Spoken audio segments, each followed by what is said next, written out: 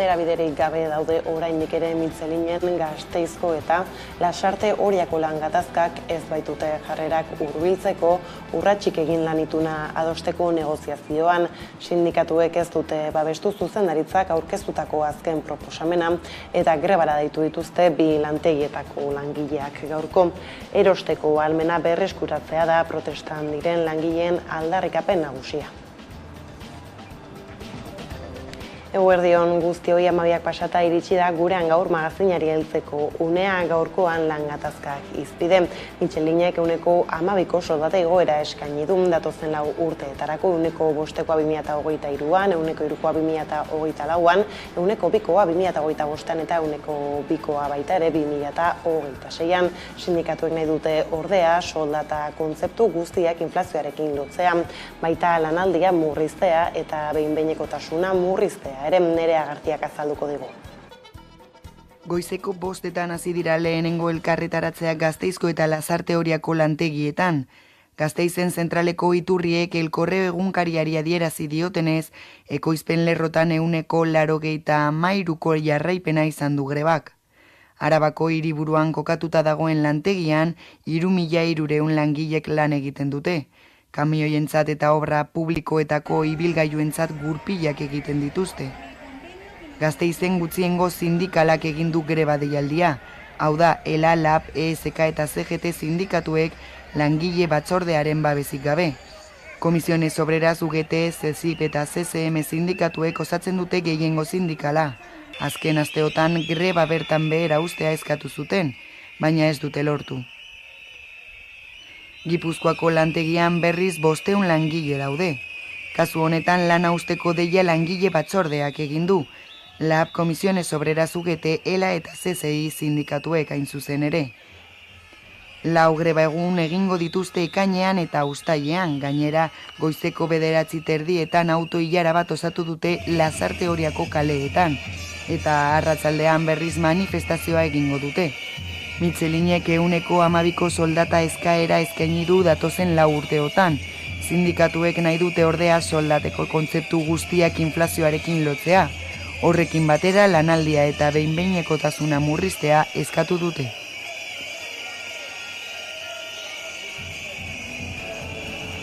Bestaldetik, erreformaren kontrako protestak ez dira bukatu sindikatuentzat. Bihar greba eguna dute Ipar Euskal Herrian eta Frantzian, eta horri heltzeko badu kameraren beste aldean Aiara Deurreta lankidean. Eguerdion, Aiara. Eguerdion, bai. Tira, Baionan ere protesta egingo dute, intersindikalak deitu du grebara iparraldean eta Frantzian, eta intersindikalean onartzen ez badute ere, Labek ere deitu du astearteko mobilizaziora. Zer gehiago dakigu, Aiara? Bai, horrela da, pentsio erreformaren kontrako aldarriek, iparraldeko kaleak hartzen jarraitzen dituzte, erretiro adina 72 urtetik 74 igotzen duen lege erreforma, pilaren erdialdean iragarri zuen Frantziako gobernuak, eta maiatzaren batean milaka pertsona mobilizatu ziren reforma horren kontra, ezta? Eta azken egunetan adibidez, Frantziako asamblara itzuli da gaia, zehazki liotaldeak erretaren adina 72 urtean sartzeko lege proposamena egin baitu. Gogoratu behar da gainera, Macronek 49.3 artikulua erabilita indarrean sartu zuela legea, boskaketa galtzeko beldur zeleko, eta horrela dekretu bidez indarrean sartu zen erreta erreforma. Eta, ikusteke dago orain, ekainaren 8an, diputatuek izango ote duten erretaren adinari buruz berriro bozkatzeko. Eta testuinguru horretan berrirore greba izango dute bihar iparraldean, Baionan goizean manifestazioa egingo dute, eta aipatzearren intersindikalean onartzen ez baldin badute ere, Labek ere mobilizatzera deitu duela. Gabe borrokatuko gara, erretreta kontra erreforma kentzeko eta jendarte proiektu eta lan mundu bidezkoagoak lortzeko. Beraz, deitzen ditugu gure 3 sindikatuak parte hartzea mobilizazioetara, greba egitea, ekonomia blokatzera, ez da amore maiteko Ordea lan gatazkekin bueltan, Bilbao Kirolakeko instalazioez arduratzen diren Lorezainen kolektiboak, Enbiser enpresako langilez osatutakoak, greba mugagabea hasi du. Zein da egoera, Aiara? Bai, horrela da, Bilbao kirol instalazioez arduratzen diren lorazainen kolektiboak, zehazki, enbizako langile osatuak greba mugabea hasi du gaur. Urte eta erdi igarora labek proposamen bat egin zuenetik lan baldintzak negoziatzeko. Zehazki, udaleko gainerako lorazainen baldintzekin homologatzeko eta horrela duela 16 urte berritu gabe dagoen hitzarmena hobetzeko, ezta? Baina sindikatuak salatu duenez, enpresaren erantzun bakarra izan da lan baldintza horiek okertzea. Eta egoera horrela langileek grebara jotzea erabaki dute eta aipatu behar da udako igerilekuen denboraldia hastear dagoela hemen Bilbon eta greba horrek arriskuan jar dezakela Txurdinagako igerilekuaren irekiera. Eta gai zaldatuta aiara, Eusko Jaurlaritzako Segurtasun Sailburu Josu Erkorekak gaur aurkeztu du Ertzaintzak Frantziako Tourraren lehen 3 etapetarako prestatu duen segurtasun dispositiboa, baina arriskuan egon daiteke Ertzainak borrokan plataformak ura blokeatzeko aukera mahai gainean jarri baitu.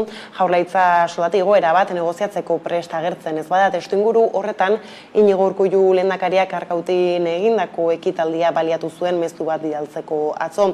Esan zuenez inongo erakundeek Ertzainak ere ezin du onartu gizartaren errespetua galtzeko lusua. Turrari begira zer gehiago dakigu? Horrela da, Frantziako Tourraren harira Euskal Erakundeek aurkeztu dute planifikatutako segurtasun eta mugikortasun operatiboa. Gogoratu behar da, Frantziako Tourra uztailaren batean abiatuko dela hemendik Bilbotik eta uztailaren batean 2an eta 3an Euskal Herria zeharratuko dutela txirrindulariek lehenengo 3 etapetan. Eta 3. etapa hegoaldetik hasiko da, baina iparraldean bukatuko da. Eta bestalde iparraldea aipatuta Baionako hiriak Frantziako Tourraren antolatzailearekin batera hitzarmen bat izenpetu dute. Akordio horren arabera euskal animatzaile bat izango da Akitaniaren etorbidean eta horrela Tourraren 3. etaparen helmugan speaker ofizial batekin egongo da euskal hiztun bat. Eta aipatu bezala hegoaldean segurtasun operatibo integrala antolatu dutela adierazi du gaurkoan Josu Erkoreka Jaurlaritzako Segurtasun Sailburuak. Segurtasun operatibo integrala diseinatu dugula. Euskadin inoiz ez bezalakoa. Egun horietako joan etorri guztiak denporarekin planifikatzeko. 2. Informazioa behar besteko denporarekin bilatu eta biltzeko. Eta 3. Batez ere, egun horietako garraio publikoa izatea. Garraio publikoa erabiltzeko uztailaren 1, 2 eta 3an. Bilboren kasuan, gero Amaia Arreigik zehaztasun gehiago azalduko dizuen moduan, murrizketak aurreratu egingo dira, izan ere, Tourraren hasiera handiaren aurreko egunetan nazioarteko interesa duten jarduerak eta ekitaldi garrantzitsuak izango baitira eta ekitaldi hori guztiak Bilbon bertan egingo baitira. Ondo da, jaraba informazio honekin hemen utzi behar dugu konexioa, eskerrik asko eta hurrengora arte. Eskerrik asko zuei, bai. Eta orain, Arabara goaz, izan ere ehunka lagunek Barbadoren eta Zelaiaren aurkako epaiak gaitzetsi dute Amurrion ankerkeriari stop plataformak deitutan, epaiek Euskal Herria iraganera kateatu nahi dutela salatu dute. Kartzela kustu beharrean horiek betetzeko ahaleginean tematuta jarraitzen dutela esan dute zehazki Erne. Zabaldu nahi dugu prozesu judiziala guztiz ankerra eta injustoa izan dela eta izaten ari dela. Eta bestetik, azpimarratu nahi dugu Euskal Herriak baduela beharra eta baduela nahia injustizia hauei eta egoera hauei aurre egiteko. Eta horregatik elkartasun fase berri bat abiatu dugu, elkartasun keinuak Euskal Herriko txoko guztietatik zabaltzeko.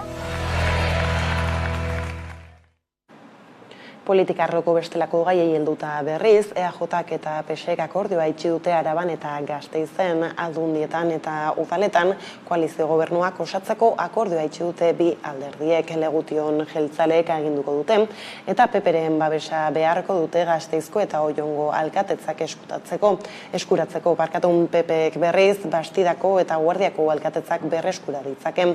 Nera Garziak emango dizkigu xehetasunak jarraian.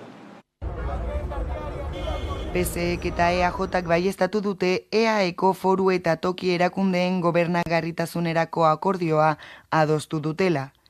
Gauzak horrela akordioren bitartez, Ramiro González diputatu nagusia izango litzateke, eta Gasteizko udalean koalizio gobernua berresteko aukera errazteaz gain, Legutioko alkatetza Nerea Bengoa jeltzaleen esku geratuko litzateke. Akordio zabala, batzeko akordio bat da. Gure instituzioetan egonkortasun bat egoteko eta hainbeste foru aldundi eta herriei egonkortasun horren bitartez geroz eta bizi kalitate gehiago emoteko. Bestalde PPek giltza du Oionen EH Bilduri alkatetzak kentzeko. EAJak 3 aulki ditu eta PSek 2. Beraz, koalizio gobernua PPren bi zinegotziak babesten badituzte, EH Bilduk alkatetza galduko luke. Bastidan eta Guardian berriz EAJ eta EH Bilduren arteko akordioa berresten ez bada, alkatetza PPren esku geldituko litzateke. Aukera hori saiesteko bi aukera daude, jeltzale eta zuberanisten arteko akordioa berrestea edo EH Bilduk doako babesa eman EAJari. Ekainaren 17an Gasteizko udalbatza berria osatuko da eta bertan bi hautagaitza izango dira, Rosio Bitero eta Maider Etxebarria. Guztira 27 zinegotziren artean aukeratuko da alkate berria. EH Bilduk 7 aulki lortu ditu, PSek, PPek eta EAJak 6 eta Elkarrekin Podemosek 2. Gehiengo osoa lortu nahi duen hautagaitzak gutxienez 14 zinegotziren aldeko botoa behar du. Gehiengo osoa osatzeko akordiorik ez badago, boto gehien lortu dituen zerrendako buru den zinegotzia izendatu litzateke alkate.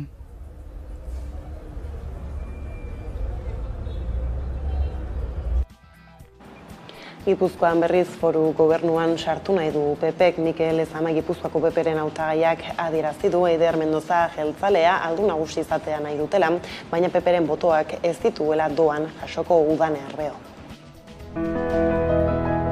Gipuzkoak erabaki du EH Bildu izatea lehen indarra, 22 eserlekurekin. Alde handiz egin dio aurre gainera EAJari, 17 eserleku dituzte jeltzaleek bigarren indar bilakatuz. Jarraia sozialista daude 7 aulkirekin eta hurren ez hurren PP eta Elkarrekin Podemos 3 eta 2 batzarkiderekin. Gobernua osatzeko helburuarekin hasiak dira negoziaketak. EAJak eta PSek gobernabidea bermatzeko akordioa egin dute, orain arteko itunei eusteko asmoa adierazi dute. Akordioan jaso da foru aldundi eta udal guztietan koalizio gobernuak eratzen laguntza eta ahalbidetzea. Beraz, konpromiso hartu dute posible den udal eta foru instituzio guztietan 2015ko akordioa berritzeko. Bestalde Elkarrekin Podemosiuk gaitzetxe egin du EAJaren eta PSren arteko akordioa eta esan du ez dela programatikoa izan. Elkarrekin Podemoseko ordezkariak Maialen Iriarte EH Bilduren Gipuzkoako ahaldungaiarekin bildu ziren iragan astean. Ildo horretan Iriartek Gipuzkoako batzar nagusietan gehiengo aurrerakoia osatzeko emandako aurrerapausoa eskertu dio Elkarrekin Podemosi. Kasu horretan EH Bildu Elkarrekin Podemosek eta EAJ eta PSek 24 batzarkide lituzkete. PPek du giltza beraz gobernu osaketari dagokionez. PPek argi adierazi du ahal duen guztia egingo duela EH Bildu erakundetan egonez dadin. Baina Mikel Lezamak PPren Gipuzkoako batzar nagusietarako zerrendaburuak esan zuen PPren babesaren prezioa gobernua sartza zela, kirol arloan. Dena den EAJak eta PSek esan dute haien akordioaren barruan ez dutela aurreikusten Alderdi Popularrak gobernuaren parte izatea, kasu horretan baina jeltzaleek aldundi utzi beharko lukete. Oraindik ez dago ezer itxita, EH Bilduk irabazi zituen Gipuzkoako batzar nagusietarako hauteskundeak, baina baliteke lehen indarrak ez gobernatzea, 2., 3. eta 4. indarrek bat eginez gero.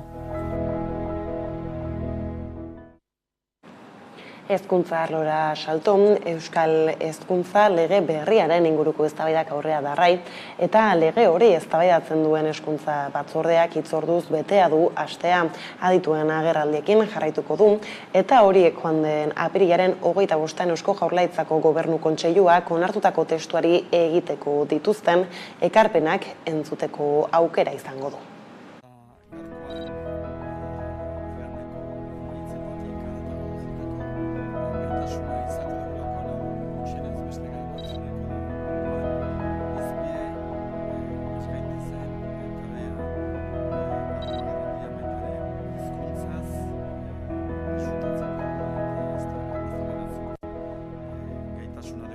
Balekoa den lege baten aurrean gaude. Baino, gobernuari dekretu eta agindu bidezko gobernantza ahalbidetzen dion lege baten aurrean ere. Lege honek ez du eskola publikoa hezkuntza sistemaren muinean kokatzen. Izan ere, publiko-pribatu sistema duola betikotu nahi du Euskal Hezkuntza Zerbitzu Publiko asmatu berri baten bidez.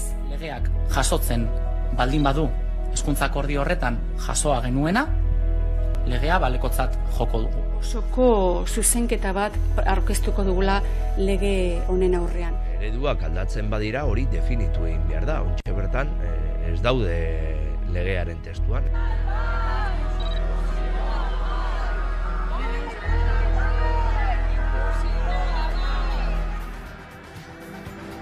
Milaka lagun elkartu dira Mugian Euskal Eskola Publikoaren 30. jaia ospatzera. Mugiako Legarda Eskolako patioan ospatu dute jaian, musikaz eta dantzez lagundurik. Datorren jaiaren lekukoa Ordiziako Eskola eta Institutuari eman zaio Euskal Eskola Publikoaren 31. jaia antolatzeko.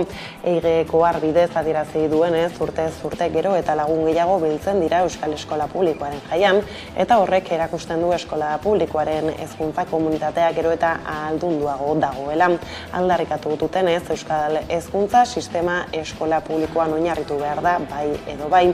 Bildarratz sailburuak Mugian iragarri du, aurten 77 milioi inbertituko dituela hezkuntza sailak hainbat eskola publikotan, eta 2030 urtera bitarte 800 milioi euro inbertituko dituela eskola publikoan.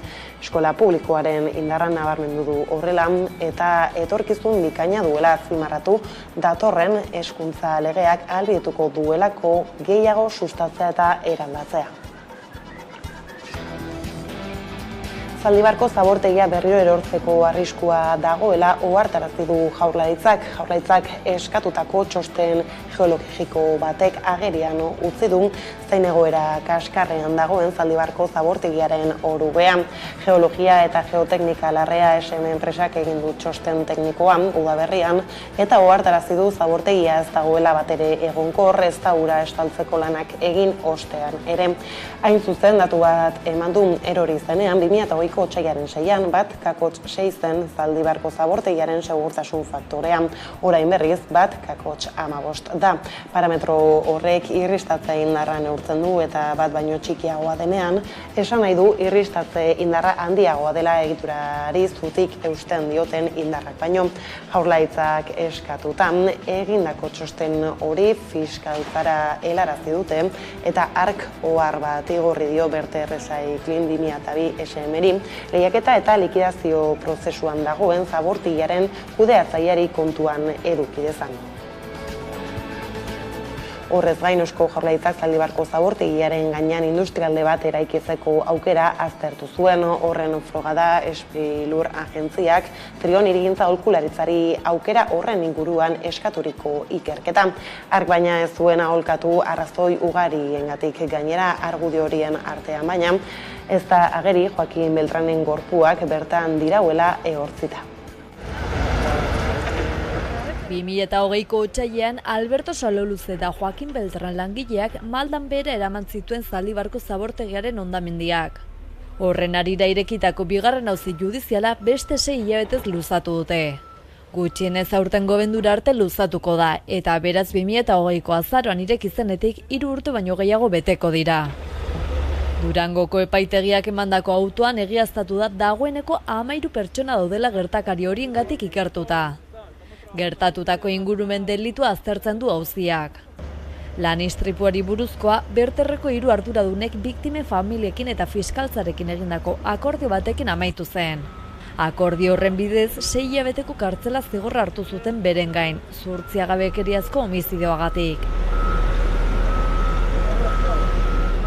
Bada oraindik gertatutakoa argitu gabe eta auzia itxi gabe dagoenean, Sprilurrek Jaurlaritzaren lurzoru industriala kudeatzeko sozietate publikoak ikertu du Zabortegeren gainean industrialde bat ezartzeko aukerarik baote dagoen.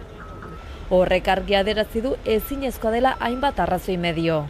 Batetik hori ez dator bat aurretik instalazio bati emandako baimenekin.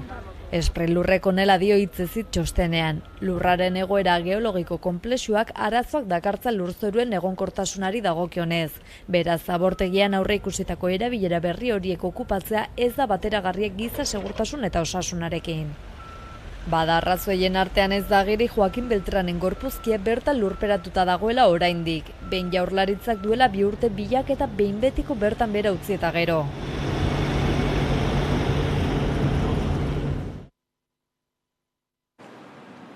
Kirol arlora salto Bilabona Amasan egin dute aurten lasterbidean egitasmoan. Atzo egin zuten Euskal Preso Politikoen eskubideen aldeko lasterketa eta pertsona ugarik hartu zuten parte. Lasterketa bat baino gehiago da lasterbidean eta horren erakusle izan zen antolatu zuten egun osoko egitarauan.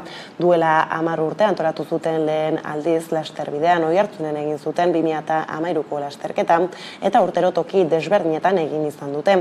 Pandemiaren ondorioz eten bat egin behar izan zuten eta kanpezun egin zuten iazko lasterketa.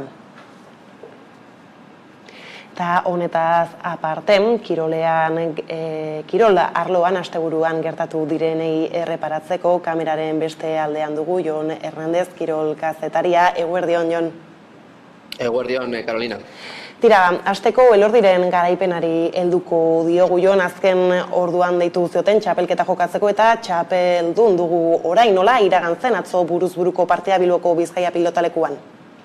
Begira, nola irabazi zuen bere lehenengo txapela buruz burukoan, altuna baino askoz gehiago izan zen hasieratik amaierar arte. Egia da, lehenengo tantuetan parekotasun handia egon zela, eta 12ko atxeen aldi horretara ere, Jokin 12 eta 8 aurretik iritsi zela, baina atxeen aldi horretan esaten genuen, eta Jon Apezetxea azpeko intendenteak ere esan zuen, 12 eta 8 galtzen joan arren, asko zobeto ikusten zuela Elordi, Jokin altuna baino, ondoren 14 berdindu zuten partida, aurre hartu zion Elordik, 18. tanto hortara aurretik iritsi zelako, 21 eta 17 zeukan partida Elordik aldeko, Jokinek tantu bat egin zuen, 18 eta 21 jarriz, baina ondoren saketik egin zuen, akatsa falta egin zuen, eta hortxe amaitu zen partida, 22 eta 18 Elordirentzat, eta buruzburuko 2023ko txapel hori mailabiara joan zaigu. Hala da, eta horrez gain gizonezkoen futbolean lehen mailan bada zer aipatzeko, zer utzi du asteburuak Jon? Donostiatik edo Real Arenatik hasita, Realak 2-1 Sevillari irabaziz amaitu du denboraldia. Ez zegoen gauza handirik jokoan, Championsera jada sailkatuta zegoelako Reala, baina nabarmentzekoa esate baterako Asier Ilarramendiri egindako agurra. Ez da partidan, esan bezala 2-1 irabazi zuen Realak, Brais Mendezek egin zuen lehenengo gola, bigarrena Monmoixok, amaieran Sevillak 2-1 sartu zuen, eta partida parekatu egin zuen pixka bat, baina azkenerako 3 puntuak Donostian gelditu ziren. Esan bezala, ondoren omenaldia Ilarramendiri, 22 urte egin ditu klubean, eta badoa, ez du futbola utziko, futbolan jokatzen jarraituko duelako, baina ez Realean, eta esan bezala, omenaldi hori egin zioten, eta baita ere, Championsera sailkatu izan duen hori, ospatu egin zuten zaleek Armailan. Hori Realari dagokionez, esate baterako Osasunak 2-1 irabazi zuen Gironaren kontra, eta garaipen honek Europarako sailkapena eman dio, Conference Liga jokatuko duelako, 16 urteren ostean, Europan berriro izango delako Jago Barrasateren Osasuna 2-1 irabazi zion Gironari, partida ondo jarrezitzaion Osasunari bigarren zatia 7 gutxira, Budimirrek 2 gol oso jarraian egin zituelako, zuelako, egia da amaieran Reinierrek Gironarentzat gol hori egin zuen eta iaia ordua eskatuz amaitu zuela Arrasateren taldeak, baina kontua kontu Europan izango da Osasuna datorren urtean eta izango ez dena Atletik da bana berdindu zuelako Santiago Bernabeun eta Atletikek bazekien Europan egoteko aukera horiek aprobetxatzeko hasteko irabazi egin behar zuela eta ondoren Osasunaren berdinketa bat behar zuela, ez gauza bat eta ez beste, ez da bana berdindu zuen Real Madrilen kontra eta Osasunak irabazi zuelako, Osasunak 7. amaitu zuen denboraldia eta Atletikek ordea 8. Hala da, eta lehentxeago omenaldiak aipatu dituzula Jon bukatzeko eskubaloian egun berezia izan zen Larunbata Hartalekun Julen Aginagalderen erretiroaren eguna alegia. Bada Bidasoak garaipen batekin agurtu du Aginagalde, ezta? Bai, hori da, 32 eta 31 justu amairan irabazi zuen Puente Genilen kontra Jacobo Puetararen taldeak, baina partidaren garrantzia baino behar bada kasu honetan ere Realarekin betzela beste omenaldi bat izan zen, ezta Julen Aginagalderi kamiseta erretiratu zioten, bere dortxal hori 13 zenbakia, ez du berriro inork jantziko Bidasoan, esan behar dugu 10 denboraldi egin dituela Aginagaldek orotara bere kirol ibilbidean Bidaso Irunen, 2 etapa ezberdinetan, lehenengo zazpiak 1989 eta 2006 artean, eta azken hirurak, azken 3 denboraldi hauetan. Etzen agur edo despedida bakarra izan, zeren Jon Azkue kapitainak ere, bere azken partida jokatu zuen Bidasoarekin, talde utziko du Oriotarrak, eta datorren denboraldian Frantzian jokatuko du. Selkapenari erreparatuta bakarrik esan, Bidasoa Irunek garaipen honekin 4. amaitu duela 2022 eta 2023 urteko Asobal Liga. Dudarik gabe asteburu oparoa izan da, ondo da Jon informazionekin eta datozenetara adi hemen utzi behar dugu konexioa, eskerrik asko eta hurrengora arte. Oso ondo eskerrik asko, Carolina, gero arte. Bai. Eta honela iritsi da gurean gaur magazineko lehen atalaren amaiera eguneko elkarrizketa nagusiari heltzeko. Ane Ransorena aholkulari politikoa izango da gaur gurekin, panorama politiko nafarra izpide laster gara bueltan.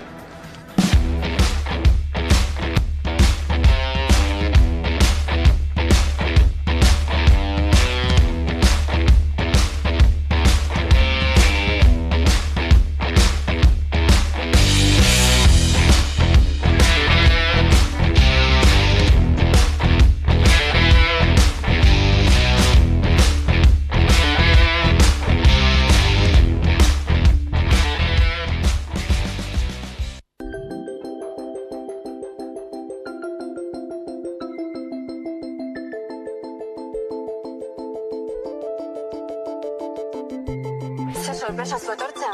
Ez esan hori irati. Gauza oso garrantzitsu bat esan dizu. Ez dena ez dela esaten. Entzuzuk niri.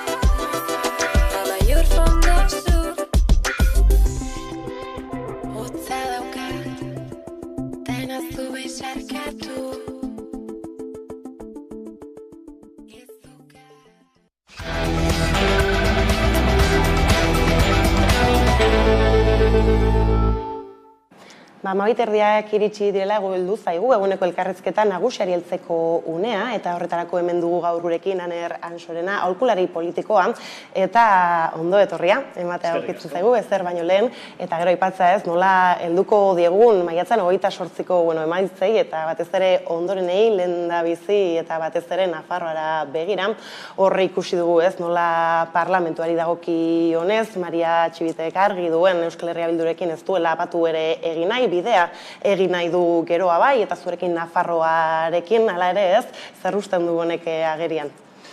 Bueno, hemen ikusten duguna da, hauteskunde hauetan inork ez duela inorekin hitzik eman nahi edo itunik ez duela sortu nahi, EH Bildu erdian baldin badago, ezta, eta hori arazo bat da, azkenean marra gorriak jartzen dituzunean, hainbeste marra gorri jartzen dituzu, azkenean ez duzula dena gorri geratzen dela, ez? Eta orduan hor zailtasunak izaten ditugu. Egia da hauteskundeek nahiko Nafarroan eta baita Euskadin ere nahiko panorama arraro bat utzi digu, ezta? Ez da ohituak gaudenera eta orduan, aldaketak datoz zentzu horretan, ezta? Ez dakit aldaketa sozial bat dagoen, honen inguruan ere hitz egin da asko, eta ni ez nator oso bat, ez? Ikusi egin beharko dugu zer nolako joera daukan. Baina egia da Nafarroan adibidez ikusten duguna dela, Maria Txibitek ez duela EH Bildurekin orain hitzartu nahi gobernurik, baina lehengoan ere ez zuen hitzartu berez gobernurik, bai akordioetara iritsi ziren, baina barruan geratu ziren akordioak izan ziren, ezta? Orduan ikusi egin beharko dugu zer nolako joera hartzen duen honek, 16ean hain zuzen ere izango da parlamentuaren mailaren osatzea eta gero 17an udaletxeena eta hor bai pastela hor dagoela. Bai, ez baira Nafarroako testuinguru honetan ez nola erreparatzen diezu bai zurekin Nafarroa eta geroa bairen posizioekin, ez? Izan ere egia da, ez? Txibiteren adierazpenek ere bautela eragina eurek esan dezaketen horretan. Bai, pentsatu behar dugu alderdi sozialistak ez duela Nafarroari edo Euskadiri bakarrik ez dagoela horri begira, ez da, alderdi sozialista Espainiako alderdi bat da, hau da, nazionala da, eta ikuspegi hori alderdi popularrak egiten duen antzera, ez da, orduan ikuspegi hori izatean arazoa non dago? Tokian erabaki gutxi hartzen direla, eta orduan erabakiak gorago hartzen direla, eta goran hartzen direnean erabakiak badakigu zer gertatzen den, ez da, tokikotasun hori galdu egiten dela. Orduan, zer gertatzen da? Egia da, alderdi sozialistak analizia egina dauka bere etxean, eta ikusi du EH Bildurekin akordioek ez diotela ongi egin, alderdi popularrak gainera 28ko hauteskunde hauetan mai gainean jarri zuen lehenengo astean, eta astebete terdi iraun zuen krisi horrek, ez da, etakideak, zerrendetan eramatearen guztia hau, eza, eta horrek EH Bilduri promozioa eman zion, eta alderdi sozialistari negatibotasun bat jarri zion, ez da? Ez hemen, han, baina baliogarria izan zaio, ez da? Bai, ez, gainera egia da, nahiz eta Txibitek argi duen, printzipioz ez norekin osatu nahiko lukeen gobernua ez daukala gehiengo osoa bere horretan, ez? Otegi entzun izan dugu esaten ez nola beharrezkoa izan zaio Euskal Herria Bildu PSOE-eri, PSN-eri barkatu baita ere, baina Txibitek dio ez, testuingura guztiz ezberdina dela, ez? Horrek ez duela zer ikusirik. Bai, testuingura oso ezberdina da, emaitzak oso ezberdinak izan direlako estatuan, eta ez doazelako desobrauz esaten dena, ezta? Eta hor aldaketak datoz, eta hori oso garrantzitsua da. Oso garrantzitsua da jakitea zer nolako emaitzak izan dituzun, ez bakarrik Nafarroan, baizik eta herrietan, hirietan eta baita beste komunitateetan ere, eta hor, Sánchez hor dago, eta zentratuta dago horretan, berak zeitun nahi dituen hori ikus egin beharko dugu, baina argi dago Nafarroaren kasuan, argi dago Maria Txibite asko zerosoago egongo litzatekeela geroa bairekin, eta kontigo zurekinekin bakarrik, ezta? Eta EH Bilduren behar hori ez zaio gustatzen logikoa delako, dauzkalako gauza negatibo batzuk bere hauteslegoarentzat 23an izango ditugun hauteskundeetarako, ezta? Orduan guztia da garrantzitsua. Ez, baina tarteka aipatu duzula ez, Espainiako egoera bera, eta nola Pedro Sánchezek ez, aurrerapena iragarri duen, uztailaren 23an gortetako bozkak, osatzeko bozkak izango dira, galdetzagian ez, aholkulari politiko gisa anerrez, zer nola jaso zenuen albiste hori?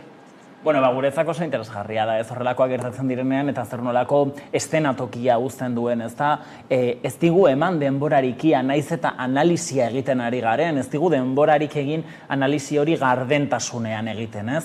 Egia da, hauteskunde zailak izan ditugula orain mai gainean, eta orain bagoazela beste hauteskunde garai batetara, eta gainera guztaian, ez da, beroarekin, eta badakigu horrek zer ekartzen duen, ez da, parte hartzearen beherakada izango dugu, azkenean posta bidezko bozkak gora egin duela ere jakin badakigu, eta hori oso garrantzitsua da ikusteko zer nondik norakoak izango diren, egun horretan izango ditugun datuak, berazko joera egingo du, baina hor egia da, sorpresa hartu ninduen edo ez, ikusi genuenean, egun horretan bertan, goiz horretan bertan, esaten zela Pedro Sánchezek agerraldi publikoa egingo zuela, hor alarmak pizten zaizkizu, ezta? Eta hor bi aukera zeuden bakarrik mai gainean, edo 3.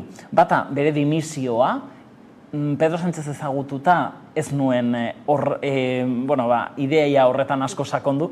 Bigarrena, Podemos gobernutik kentzea izan zitekeen, Podemosen beherakada ikusita, berak ikustezakeen bere irudia modu nabarmen batean indartuagoa hori egingo balu, eta 3. hau, ezta? Eta azkenean 3. izan zen. Eta honek bakigu eragina izan dezakeela ez izan Nafarroan, zein Araba, Bizkaia eta Gipuzkoako negoziaketetan, paktuetan eta baina Nafarroan agian bereziki zeintzu dira puntu nagusiak, zertan eragiten du nabarmenen hau? Garrantzitsua da ikustea Nafarroan eta toki guztietan orain ez gaudela negoziazio prozesu batean, naiz eta bagauden, baina modu mediatikoan gaude hauteskundeetan zer gertatuko zain. Eta orduan horrek aldatzen du ikuspegia osotara, ezta? Nik hemen analisi sakonago bat egin beharko genukeela uste dut, ezta? Azkenean Pedro Sánchezek egin duena da, tablero bat geneukan eta bakoitza bere tokian jartzen ari zen, baina Pedro Sánchezek tablerori ostikada bat eman dio, eta dena mugitu du, ezta? Kondizioak aldatu egin ditu, eta orduan negoziazioa ez da hainbeste hauteskunden emaitzetako klabean egingo, baizik eta mundu guztia orain badago, modu batera edo bestera kondizionatuta, ezta? Eta orduan denean dauka. Baita azkeneko udaletxean egingo den paktuan ere, adibidez Euskadin, La Guardia eta La Bastidan zer gertatuko den Alderdi Popularrarekin, Gipuzkoan zer gertatuko da, Alderdi Popularrak emango dio EAJ eta PSeren akordio horri modu doainik edo nola egingo duen, ez? Orduan, guzti hori oso garrantzitsua izango da, emaitzetan islatuko delako, ez dezagun ahaztu, hau ez dela txorakeria bat. Oso garrantzitsua da, segunetan norekin egiten duzun ituna, ze gero, emaitza bat edo beste izango duzu. Horreago erreparatuko diogu, apur bat horri ala ere, Nafarroan garela falta zaigu aipatzea, UPN bera, hemen agian aurreikuspen gehienak Iruñeko udalean edo fokua ere hor badago zer nola irten da, hauteskunde hauetatik UPN. UPN-eri egundoko golpea ematen zion mundu guztiak eta esaten zuen UPN-ek oso gaizki egingo zuela eta emaitza oso txarrak aterako zituela, ezta? Eta ikusi dugu ez dela horrela izan, ez dezagun ahaztu eta ez dezagun ere modu lasaian hartu UPN, ezta UPN-ek indarra dauka, Nafarroan egundoko presentzia, tokiko presentzia dauka eta hori ezin dugu ahaztu, hegemonia bat izandako alderdi bat da, hau da, egundoko implantazio territoriala izan du, ezta? Eta hori ezin dugu ahaztu.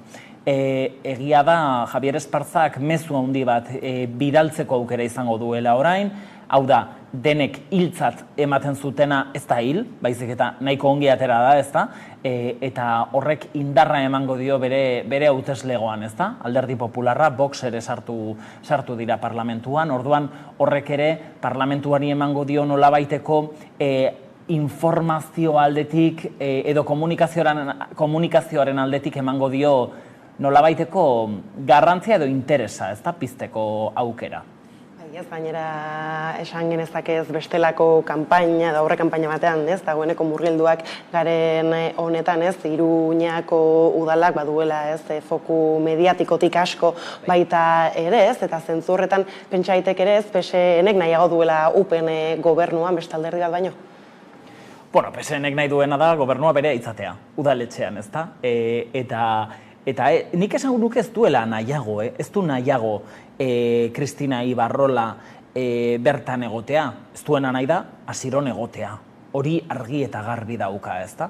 Zergatik, mezu zuek pentsatu behar duguna da, Nafarroa oso anitza dela, eta Iruñetik bera EH Bildu ez dela hemen ikusten den bezala, ikusten asko zokerrago ikusten da, ezta? Eta badago pertzeptzio bat, oraindik lehengoko, garai haietako ideiak edo etortzen zaizkio jende askori burura, ere aldatzen ari da, EH Bildu ari da ere zentzu horretan aldaketa komunikatibo bat egiten, eta irudi eta identitate aldaketa bat egiten, eta onurak ekartzen ari dizkiola ikusten ari gara bai Nafarroan eta baita Euskadin ere, eta ikusi egin beharko dugu ere Espainiako gortetarako hauteskunde hauetan zer gertatuko den, ezta? Baina, bueno, Iruñean zentratuko bagina, badakizu, galdera bat egiten diazu eta denarekin konektatzen dugu, zergatik dena oso konektatuta dagoelako, ezta?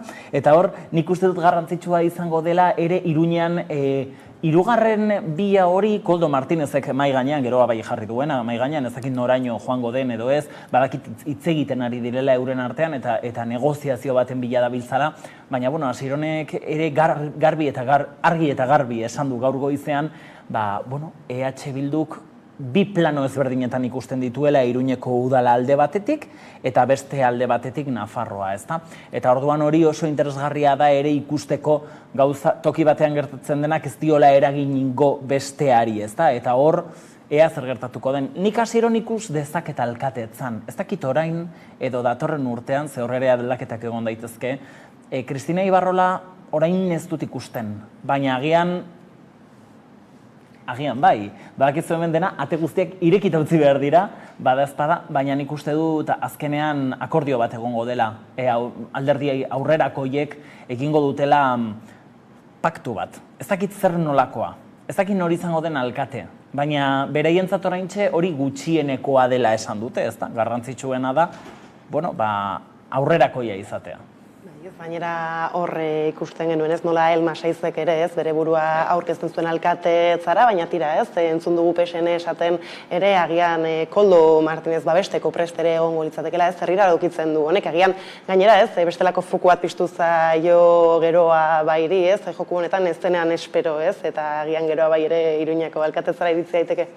Bueno, nik uste dut beraiek ere ez zutela espero, ez da, baina ikusi duten moduan, ikusi dutela zer nolako eszenatokia dagoen, aukera bat gehiago da, eta aukera interesgarri bat uste dut jarri duela mai gainean Koldo Martinezek, beste gauza bat izango da, ea hori EH Bilduk erosi egingo duen.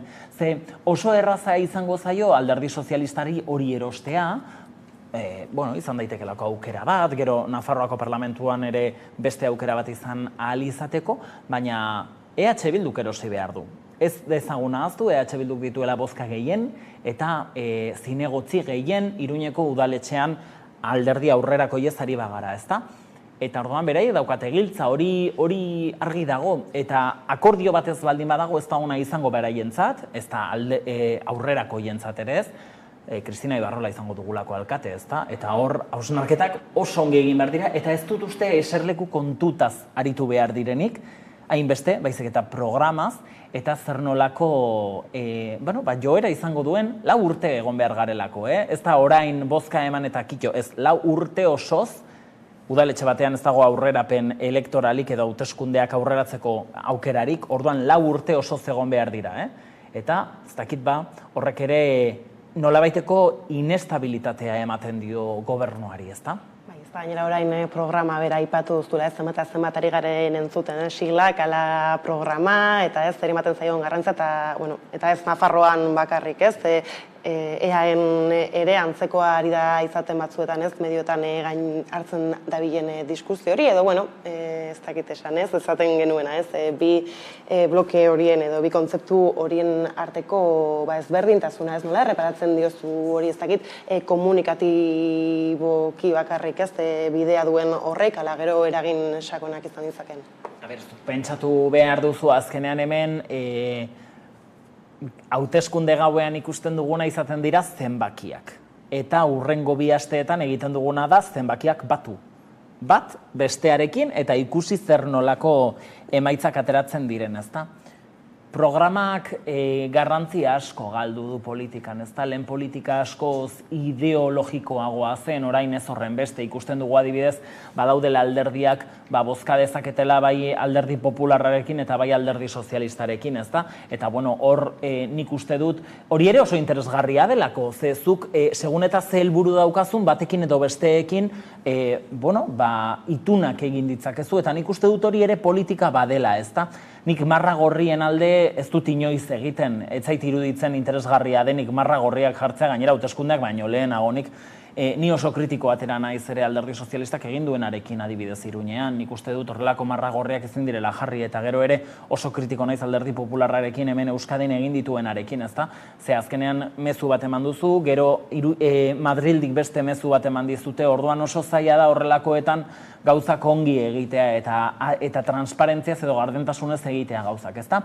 Nik beti programa uste dut dela garrantzitsuena, baina jendeari ez zaio inporta. Jendeak benetan jendeak ez du irakurtzen ere, ez du irakurri ere egiten zer iristen zaion etxera, eta askotan ja politika askoz emozionalagoa da, eta jendeak ez duen beste bere ideekin bat egiten duen zerbait bilatzen, baizik eta, bueno, egin dezagun programaz beste, eta joan gaitezen aurrera, ez da? Orduan, azkenean jendeak nahi duena da estabilitatea, kudeak eta gauzak ongi joan daitezela, eta gutxi gehiago, ez da?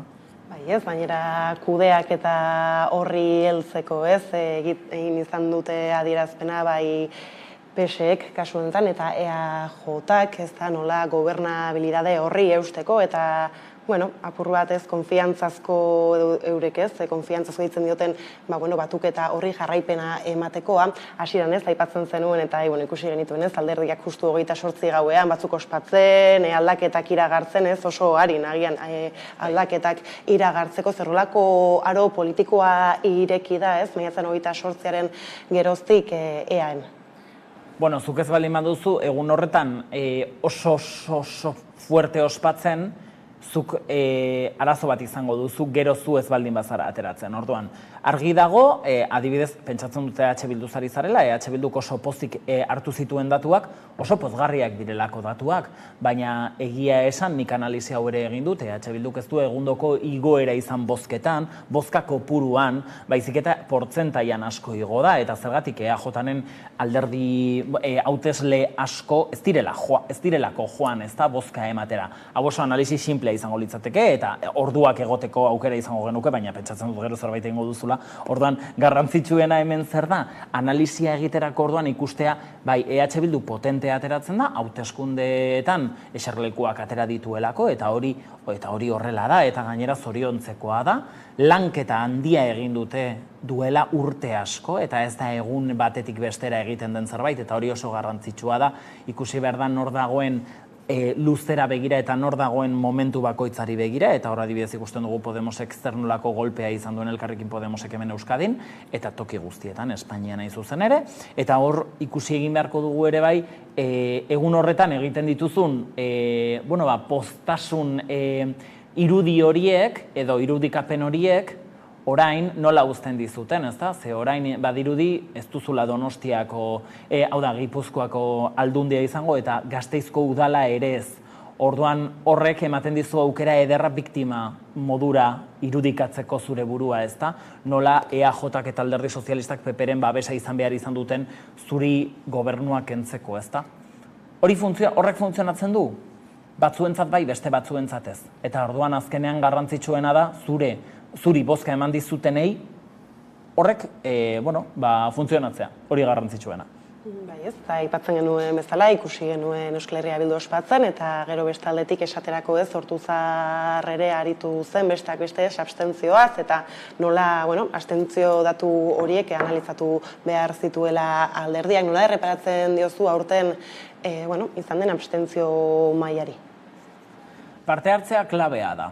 Eta parte hartze horretan arazoak egon dira, eta ez bakarrik Euskadin, estatu osoan parte hartzea jaitsi egin da.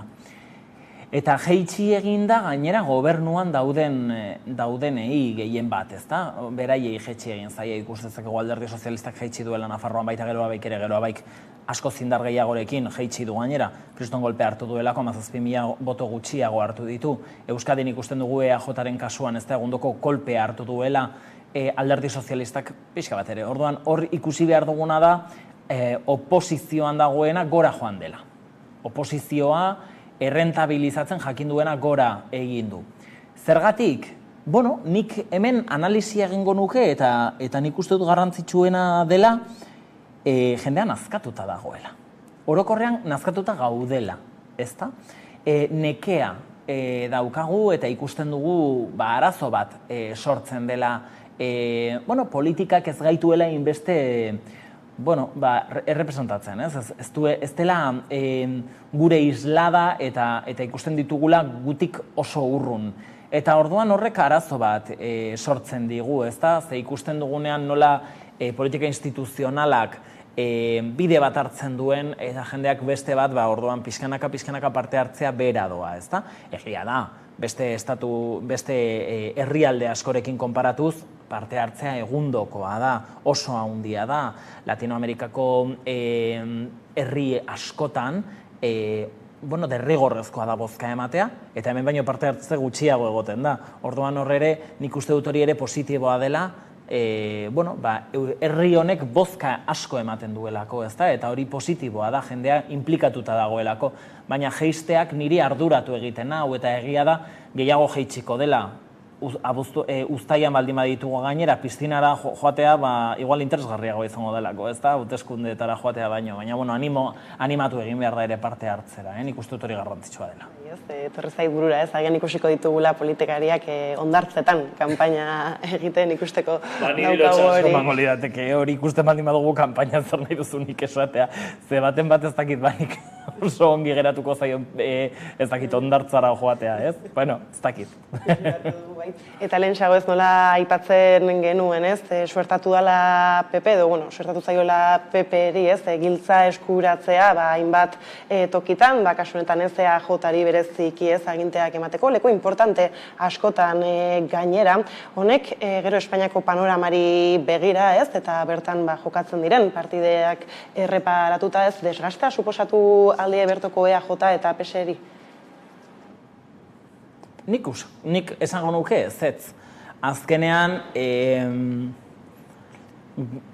EAJ bozkatzen duenak EAJ egotea nahi du, orduan, ez dakit asko inportako zaion, igual bai, ez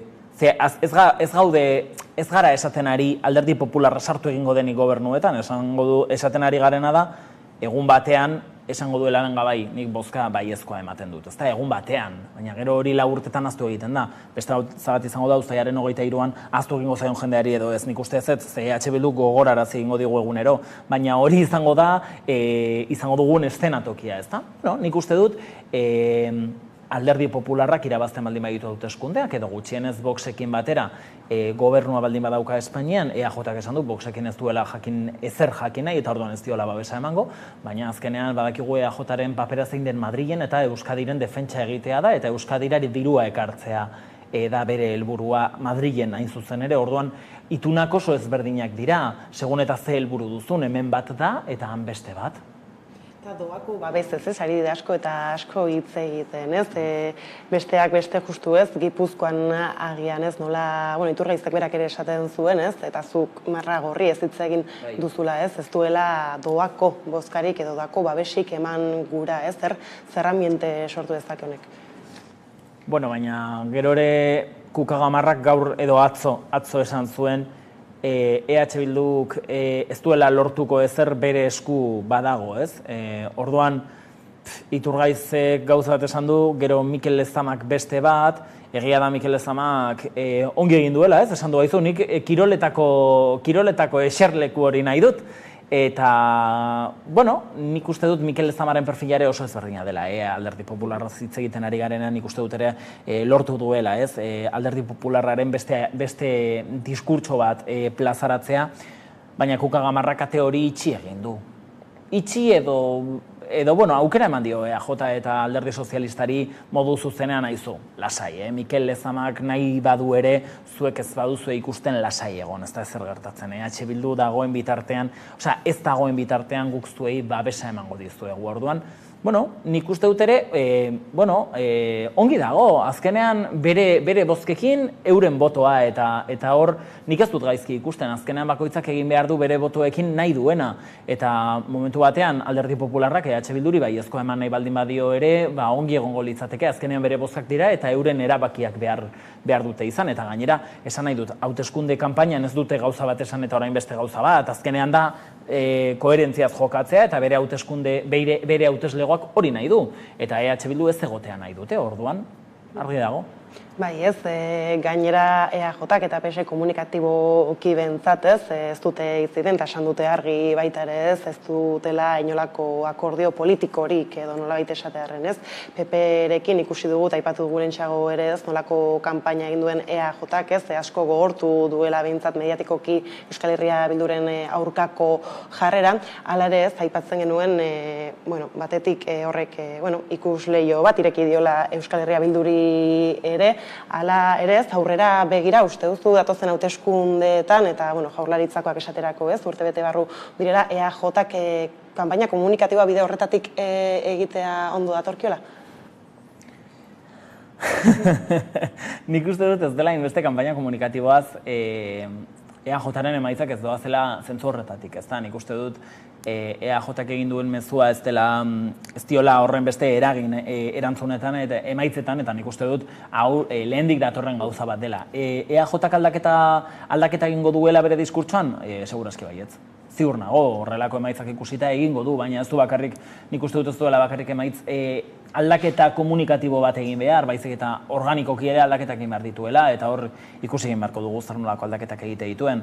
Egia da EH Bilduk indar hartu duela, EH Bilduk indar gehien hartu du Espainiako Kongresuan egin duen publizitateagatik, eta hori argi izan behar dugu. Jendeak, nahiz eta Euskal Herrian bizi garen jende askok Espainiako medioak kontsumitzen ditu, eta hori argi dago, sentitzen dut, baina badakizu, eta hori azkenean horrek badakar diskurtsoa oso ezberdina izatea bai hemen eta bai han, ezta? Ez da EH Bilduz berdin hitz egiten hemen, edo han, ez da modu berdinean hitz egiten, eta ez da presentzia berdina, ez da, daukaguna nik argi daukat EAJak egingo duen diskurtsoa orain, kanpainan izango dela, ez hainbeste EH Bilduren kontra, baizik eta hemen, hau da, estatuan ze aldaketa egon behar diren edo zer nolako gobernuak etorriko diren eta zer nolako estabilitatea eman behar zaion hemengo gobernuari eta horrelakoak. Nik uste dut gehiago egongo garela autogobernua hitz egiten, EH Bildu hitz egiten baino. Nik uste dut hori izan beharko litzatekeela interesgarriena EH Bildu, hau da, EAJarentzat barkatu. Beraz, Aner, bukatze aldera, ez, uztailean 23ko hauteskunde horiei begira, ez, esan ditugunak aintzat hartuta, zer nolako mezuak gailenduko direla aurre ikusi genezake? Bueno, nik uste dut mezuak ez direla oso ezberdinak izango, egia da estatu klabean izango direla, eta hor ezkerrak Voxen mamua aireratuko duela, eta nik uste dut hor ere interesgarria izan daitekela horrelako zerbait egitea, eta gero ikusi beharko dugu EAJak zer nolako mezua bidaltzen duen. Baina nik uste dut esan dizudanaren arira joango dela, ezta? Alderdi Sozialistak kanpaina estatala egingo du, hau da nazionala beraientzat, nazionala zerekin, nik esaten dudan moduan, ezta?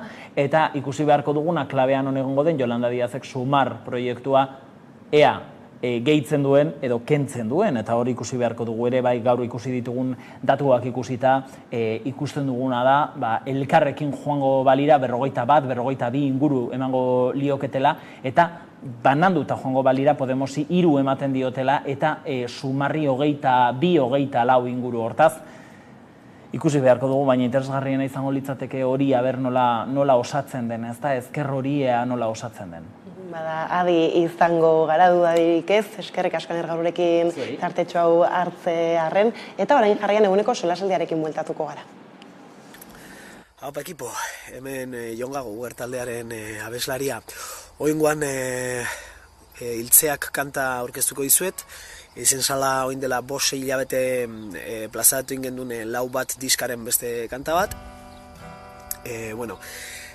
Kantzino horretaz aparte, urik bebai grabain soskula beste diska osoa bezala entxegu lokalean eta hola, bebai tope aldozue bersio akustikoa Sastraka gaztetxean grabau ingenduna, Portugaleteko gaztetxean, alda gure laguna denarine galdetu ingenion agutziel soskune gaztetxeko giltxek egun batez, haitxuteko ze soinu tope algenitun areto desberdinetan edo gela desberdinetan, azkenean liburutegi aukeratu ingendun, eta hortxe 3 kantzino akustiko grabau ingendun, Radioheaden bertsio bat, eta gure bi atzineko kanta bat, eta hiltzeak, baina hori bertsio akustikoan. Eta hori, Uriren eskutik bebai izen zan dana grabauta, gure bateri jolia, Eta hori, eta espero dute gozatzea, tope aldo zue interneten, YouTubeen dago bideoa bebai, eta bueno, bizi musika telesaian bebai. Haupa zuok, ondo ibili, agur. Orain gara okelta egur, zebez gordetzeko momentuan, bat egitekoan. Orain gara okelta egur, okelta egur, okelta egur. Ezberdinak garela, esaten dutenak badira, amnesia proposak, memoriaren arabera, beharrugari kontu berdinetan, hiltzeak zeharkatzen gaitu. Ekaitzak zure barruan, lehorteak zeure inguruan, hainbat premia dugu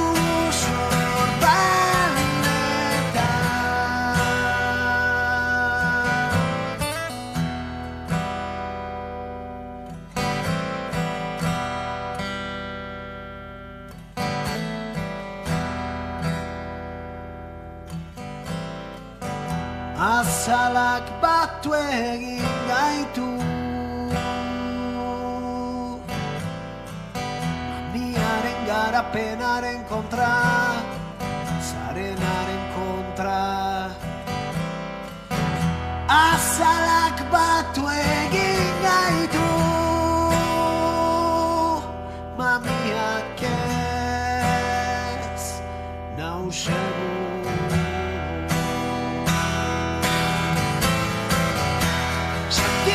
Tasunaren oi hartzuna da justizia, berun pisutxuko kate partekatua,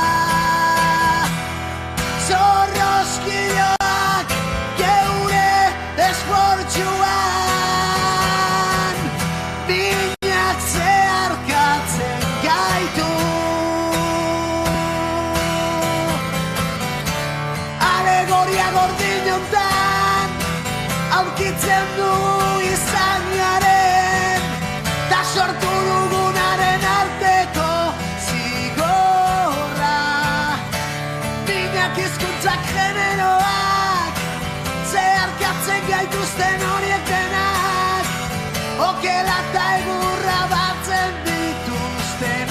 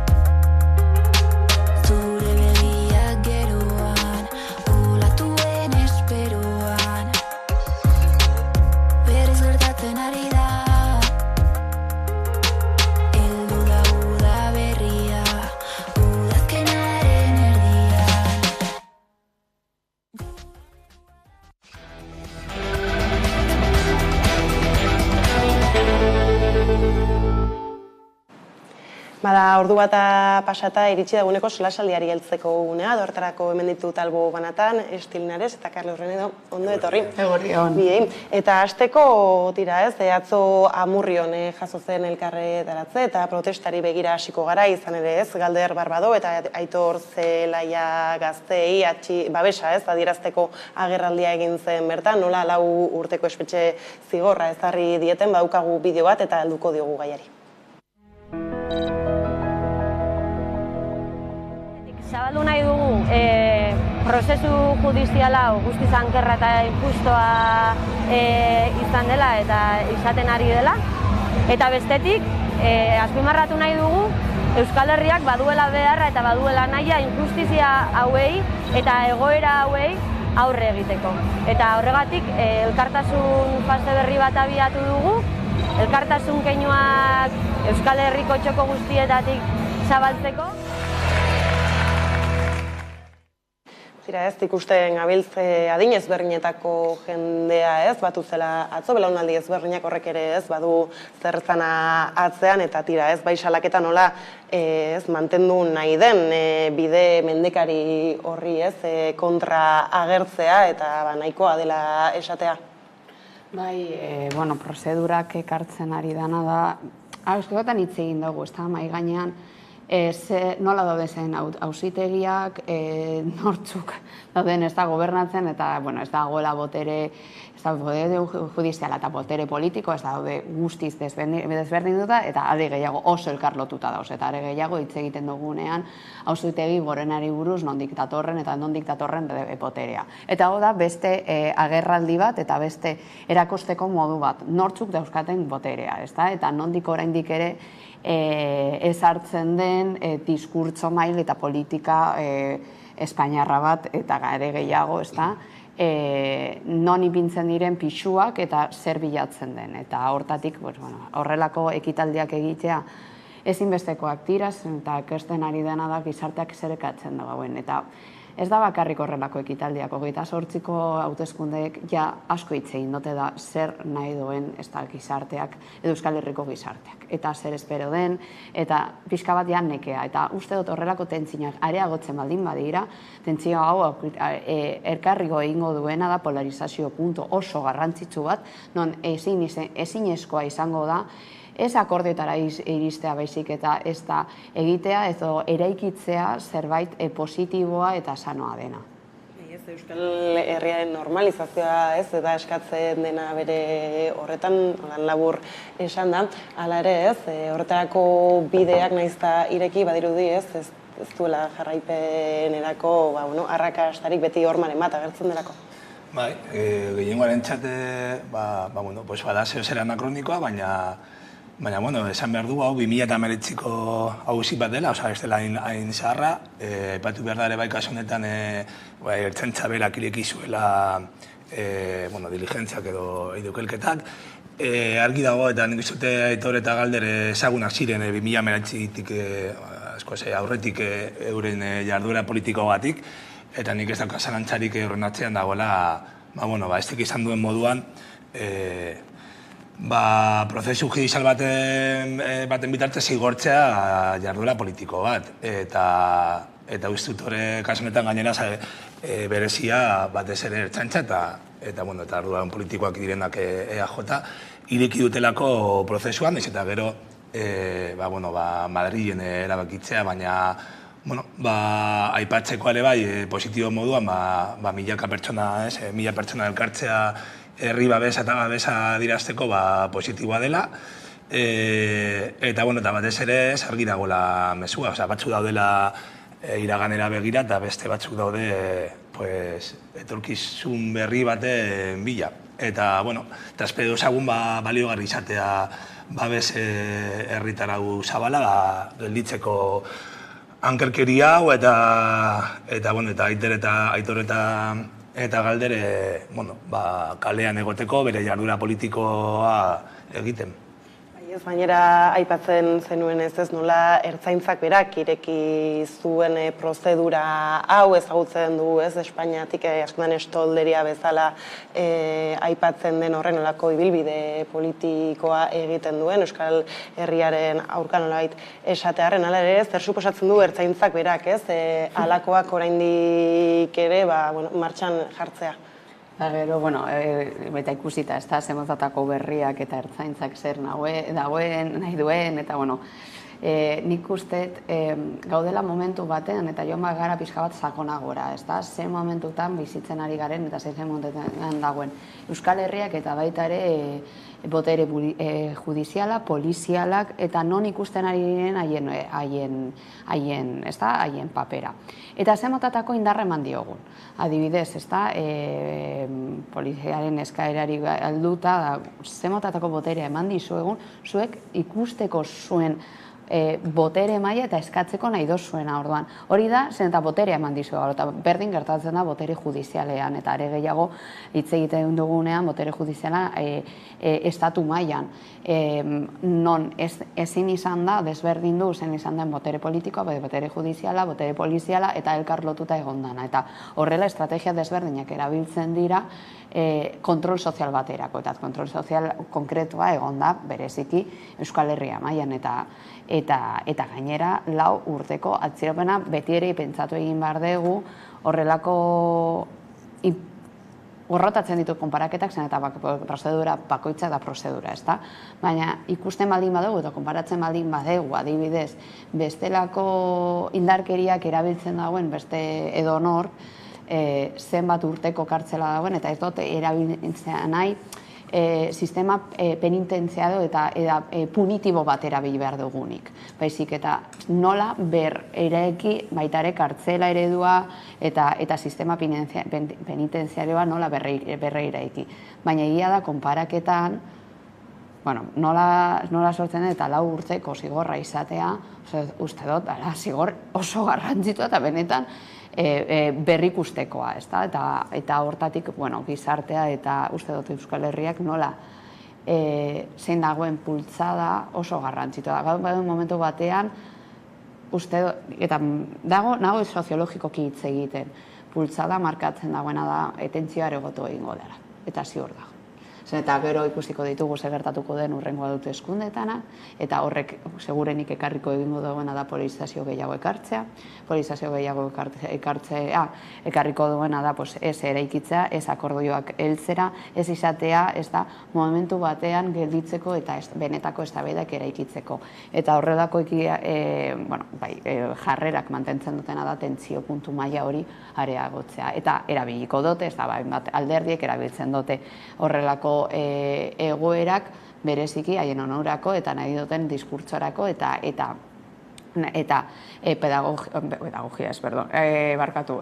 apologia puroa egitea, ez da. Eta hor baita ere eta mikroan ikustea, eta hori analisi makro batetatik ikusita bereziki aztertu aldu dana, baina mikroan baita ere da hor bertako ez da gazteak zein prozeduratik pertsonaletik pasatzen duten. Eta ikustea eta ikustea haien gorputzak, aurpegiak eta denak honi buruz hitz egitea eta gainera erabiltzea haien prozedura pertsonala edo zertarako eta nahi duten estrategia politikoa baita ere hor dagoen ez dut maltzurkerri puntua, baina bai dagoen atzean ustea bi pertsona eta erabiltzea bi pertsona objektu bat bezala eta sujetu bezala. Eta erabilera politikoa bera badago honen atzean, eta egokitu zaie orain honetan Galder eta Aitorri, baina beste bi edo beste edonorri izan zitekeen, eta nola ez, hauteskundeak aipatu dituzula zer da, beldurra bere horretan zabaltzeko, eta ez, beldurrarekin agian guztiok batentu zago, ibiltzeko. Represio politikoa oso ezaguna da herri honetan, uste dut zoalitzarrez ez dela desagertuko, hau da, normalean botereak ekiritzeko antolaketa politikoa, ekiritzeko jarduera politikoa, status quo aldatu nahi dutenen jarduera politiko hori ekiritzeko, errepresioa erabiltzen du. eta, bueno, nik uste dute agian molatuko dela eta lortzen badugu herri honetan babesare erraldoia kasu hau modukoak igual ez dira egongo, ze nik uste baina nahiko argia daukagula, pues bueno, dela zer oso sukaldatuta, nik esango nuke ere mendeku bat dagoela ere bai ezagututa Galder eta Aitorren bilbidea, da dagoela mendeku bat. Baina ala ere, etorkizunean nik uste dute mantenduko dela olako represioa edo transformazio batekin, baina hori ez da desagertuko. Gaur egungo sistemak berak behar du egoetela tentzio hori, eta mantenduko da, egia da izango da bestelako represio mota bat, ez dakite intentsitate bajukoa edo ez, baina mantenduko da.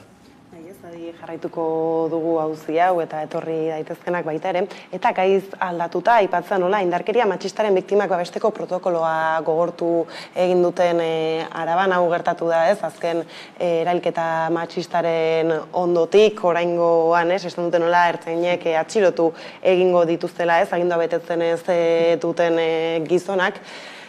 Zer irakitzen dizu honek?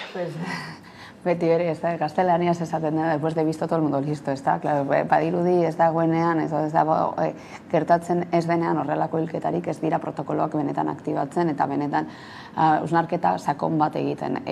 Arabako protokoloari buruz hitz egiten eta Toki Gasteizkoa, orain dela hainbat urte ez zela berrizten, egon behar zan, ez da, prozedura eta hau egiteko eta protokoloak eraikitzeko egin behar diren prozedurak oso luzeak dira. Alde batetik egon behar da, ez da, beti egiten dugu. Ikerketa bat, eta behin ikerketa egin da, baloratzen da, zenbatatako zerbitzuak ez daude, edo berrikusi egin behar direnak, eta berantolatu egin behar direnak. Eta hortatik berrantelako eta horretan, mail desberdinetan, nik lan egin dodan, ez da, unetik bereziki herri txikietan oso ondo funtzionatzen den, normala da beti ere, eta azkenean, ez da, oinarrizko zerbitzuak oso lotuta, elkarlan oso handia egiten dute adibidez ertzaintzarekin, ertzaintzakoek baita ere oso lan, eta gainera danak egiten dute haien artean, ez da, pertsonak orok ezagutzen gara, eta hortatik beste modu batean funtzionatzen da, baina hiriburuetan benetan horrelako protokoloak ezinbestekoa da dira adendartzea, eta bestelako estrategiak erabiltzea. Zer gertatzen da, orain Araban hartu egin da horrelako erabaki bat, baina zer gertatzen da, adibidez Bizkaian zer gertatzen da. Gipuzkoan egia da orain dela justo urte edo bi urte berriztu egin zituzten, baina Bizkaizkoa ezinbestekoa da berri ikustea, bestelako estrategiak erabiltzea eta are gehiago hor elkarlan oso handia faltatzen da, bereziki zerbitzuen edo gizarte zerbitzuen artean eta sistema judizialarekin. Non dagoen, akatz, eta hutsune, eta beti ikerketa guztietan ikusten duguna da alde batetik.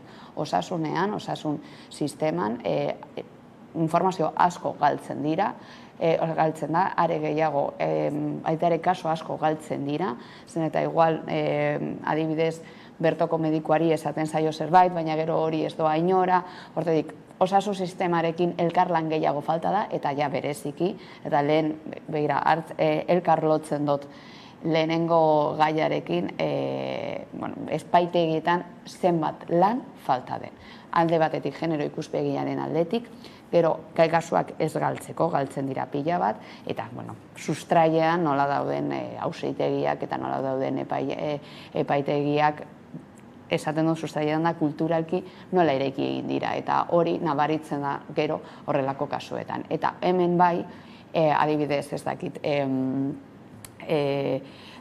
adibidez ordenagamendu bat dagoenean, nola koordinatzen diren, bertan aipatu egin dituen instituzio desberdinak, koordinazioan galera asko dauz.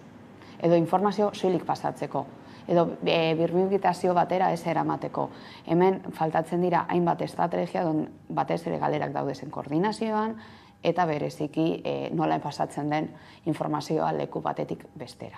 Orduan, izendotzea protokoloak ezinbestekoa dira, baina zergaiti zen eta berrikusi egin berdiaz, eta askotan egiten dute protokoloa pasatzen dira, ez dakit, X urteak, eta egon ziren galerak ez dira, berrizten ez dira moldatzen, eta claro, orain bai, behin hilketa bat dagoenean, horrelako, estrategiak erabiltzean ibatzkotan betan, baina egon behar izan da, egon dira emakume asko bertatik pasatu egin dutenak, eta esan dut, eta horretarako ikerketak dauz, eta egon dira, orduan, bai, sorionekoa da horrelako erabakia hartzea, bai, baina uste dut, igual lehenetik hartu izan bazan, ez dakit, ez dugu inoiz esango gauzak aldatu ezingo balitz, ez legoke horrelako hilketarik, baina bai beste modu batean funtzionatuko litzateke. Eta egia da konkretuki Arabako egoera berrikusi egin behar zen protokoloa zen. Baina baita ere hor ni gustatuko litzateke puntua finkantzea bai Bizkaikoan eta hainbat hiriburuetan adibidez Bilbokoa bezala zen beharrezkoa den protokoloak eta ikerketa konkretuak egitea ikusteko nola daude zerbitzua, zen motatako koordinazioak dauden eta non dauden galerak. Baina ez da lehen mistiko aldia, erailketa matxista bat gertatzen dena, beraz, berez, baina zer nolako egiturak bat diren, halako gaien bueltan, mugimendu soziala baitare nola badiren aukerak protokolo hauek, arinagotik ere beste modu batera implantatzeko, eta ez den egiten, eta Iñigo Urkulluk berak esaten zuen ez nola gizarte oso batek huts egin duen, baina hala da. Nik uste dute ez dela estrategia ona esartzeagatik, norberaren ardura sozializatzea apur bat ardura hori diluitzeko. Nik, azken hamarkadan Euskal Herrian 119 andre hil dituzte eta 11 haur violentzia matxistarekin. Pentsa ezazue edozein kolektiboa beste kolektibo bat izango balitz, ez? Nik zidur naiz, egongo zen protokolo. Nik zaita edozen kolektiboa ez dut jarri inor mai gaina, baina pentsa dezagun, azken 10 urtetan egon diela, egotea, 120 eralketa, aurrak sartuta eta kolektibo baten kontra, matxismoa dela eta. Nik uste egongo ginatekela ja beste parametro batzuetan, eta egongo ziren ez beste protokoloak berrituta, egongo ziren neurri oso zehatzak. Eta beste kasuetan ikusi ditugu neurri horiek. Orduan nik oraindik oraindik ez dakit oso ondo, dagoen normalizazio bat, edo bai nabaritzen dut tentsio falta bat, eta ez dut oso ondo ulertzen, nola oraindik gaude aztertzen protokoloak eta berritzen denean violentzia iraganetik datorren violentzia bat eta dagoela iaia egiturazko violentzia bat denean. Orduan, oraindik geratzen naiz harrituta olako gertarekin. Baina hitz egiten gabiltzen nola Arabakoa berritu egin duten, baina entzuten dugu Iñigo Urkullu Araba, Bizkaia eta Gipuzkoako lehendakaria dela bere horretan, eta nola tokian toki ezberdin du egiten diren gauzak, erritmo ezberdinetan eta modu ezberdinetan, eta ez dakit horixe erkidego batez hitz egiten gabiltza, eta nola ez dakit Gasteizen atxilotu egingo den, Bilbon beste tokian bai, hori nola uler daiteke. Bai, adibidez, justo orain dela gutxi eraman izan dugu ikerketa bat unibertsitatetik ikusteko pixka bat. Zegoen lotuta ikerketa ez da etxeko emakumeekin eta zemotatako zerbitzuak ematen duten. Zergatik zen eta hori ikusi egin da galera bat batez ere gizarte zerbitzu publikoen aldetik horrelako bereziki asistentzia psikologikoan eta asistentzia judizialan, ezta? Hor dago, egon gaude momentu batean errekurtsoak ez daude zela, ezta? Eta hortatik egon dira, bestelako estrategiak errekurtso horiek bideratzeko eta esan dira adibidez emakumeen etxeak. Emakumeen etxeak nola sostengatzen dira, egon dago aurrekontu bat pribatua dena, baina bereziki asko da publikoa. Baina horiek sostengatzeko galerak dauz. Eta ez daukate zer ikusirik nola funtzionatzen duten Gipuzkoan, adibidez Bizkaian, eta ja ez dute zabezia esango Araban oso gutxi daudela, oso emakume etzen gutxi daude. Eta horrek eragiten dagoena da kolapso bat, adibidez Arabaren aldean. Araban batez ere eta nola oso desberdin, foru aldundiek eta ematen dituztenak, batez ere gizarte zerbitzuak oso desberdin funtzionatzen duten, segun eta zein lekuetan mugitzen garen. Eta hori ez da legibidezkoa zen, eta ez da zer gainera Euskal Herria buruz hitz egiten baldin badegu, badirudi ez dela berdina Nafarroan bizitzen baldin bazara, Gipuzkoan edo Araban. Eta hori zerbait egin behar da, ezta? Eta are gehiago, bueno, ja Urkullu konkretuki Bizkaian eta Gipuzkoan eta Araban koordinatzen baldin bada. Baina hor erabaki egin behar diren estrategiak, konkretuki eskumenak eta behar dira Diputazioen eta Foru Aldundien arteko koordinazio bat egoteko. Eta hor, guk adibidez egiten genuena zen, zen motatako praktika onak zeuden adibidez Gipuzkoaldean eta baita ere Bizkaian aldean guren artean konparatzeko. Zer gertatzen da, askotan dakadana sentsazioa da horrelako gauzak edo horrelako ikerketak edo horrelako praktikak ateratzen ditugunean askotan hor geratzen dira eta benetan ez dira gerora juten inora. Eta zertarako egiten ari gara hau. Hori da batutzen dakadan sentsazioa. Orduan, benetan gaudela hitz egiten arazo oso larri bati buruz, eta ez dela bakarrik indarkeria matxista indarki oso mota desberdinak hartzen ditu. Eta hor ni beti eginiko dut fokua non bakarrik eta hitz egiten dugu indarkeria matxista, baina sustraian gaude hitz egiten genero indarkeriari buruz, eta indarkeria matxistak ez duten gure oinarrizko zerbitzuek eta gure zerbitzu publikoak ez dute hartzen indarkeria matxistak. Hartzen dute genero indarkeria. Konkretuki bikote edo bikote baten kontra. Eta are gehiago, eta Carlosek epatu egin duen moduan, umeek, zenta egon dira, ez da, hainbat elkarte, hori errebindikatu egin delarik, eta begia da, azkenengo gobernuan, sartu egin dute biktima bezala. Baina orain zarte, adibidezu, emakumea baldin bazara, eta gainera, genero indarkeria eta umeak barzen ditu, egin behar zenituen urratsak oso desberdinak ziren, ezen neukan adibidez pisua konkretuki, zeuden pisu oso gutxi, eta are gehiago, umeak ez euskaten sostengo adibidez psikologikorik, asistentzia judizialek ez euskaten hainbat asistentzia beharrezkoak zirenak.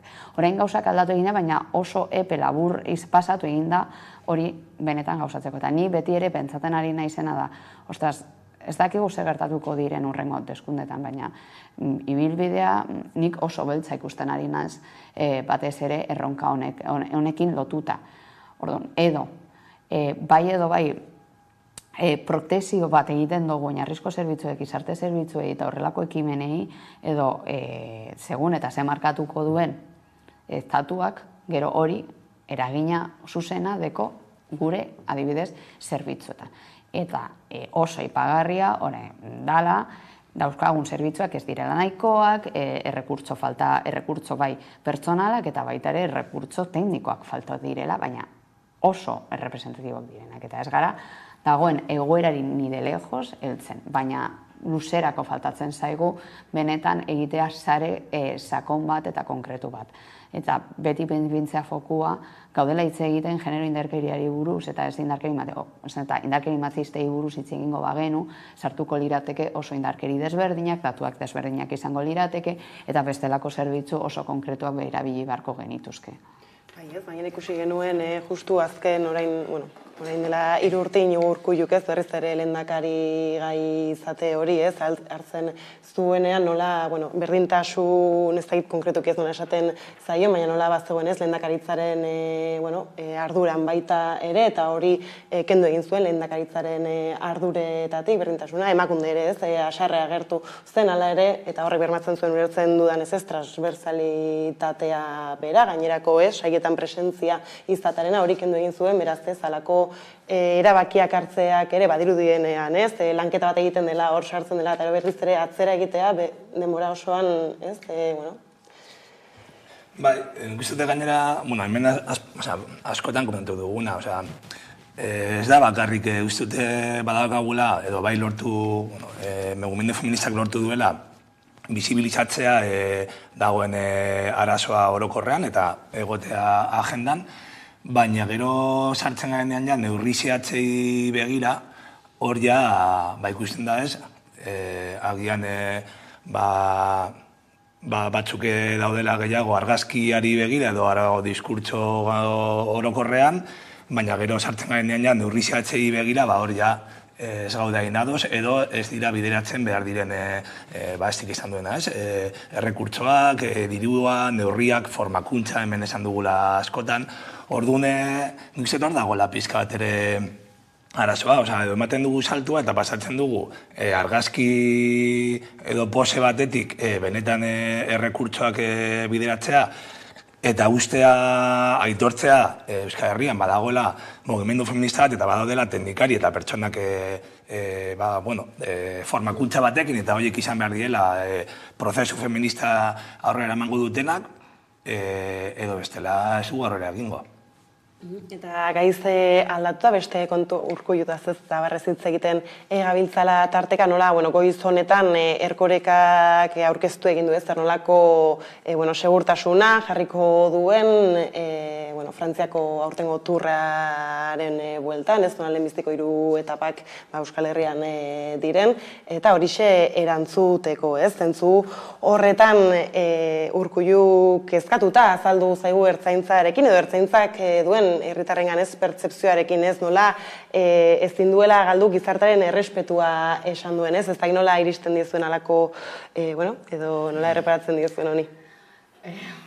Justo ez da gaurko ezean honi buruz hitz egiten ikusi behar ditugu zenbotatako eskakizunak trasladatzen ari diren eta justo lehen komentatu egin dut, ez da, nik adibidez zenbait adierazpen irakurrita non adibidez nahi duten 1.000 euroko igoera pertsona bakoitzeko zen eta pentsatzen geneban ez dakit. Nola trasladatzen dozu gizarteari horrelako eskakizuna.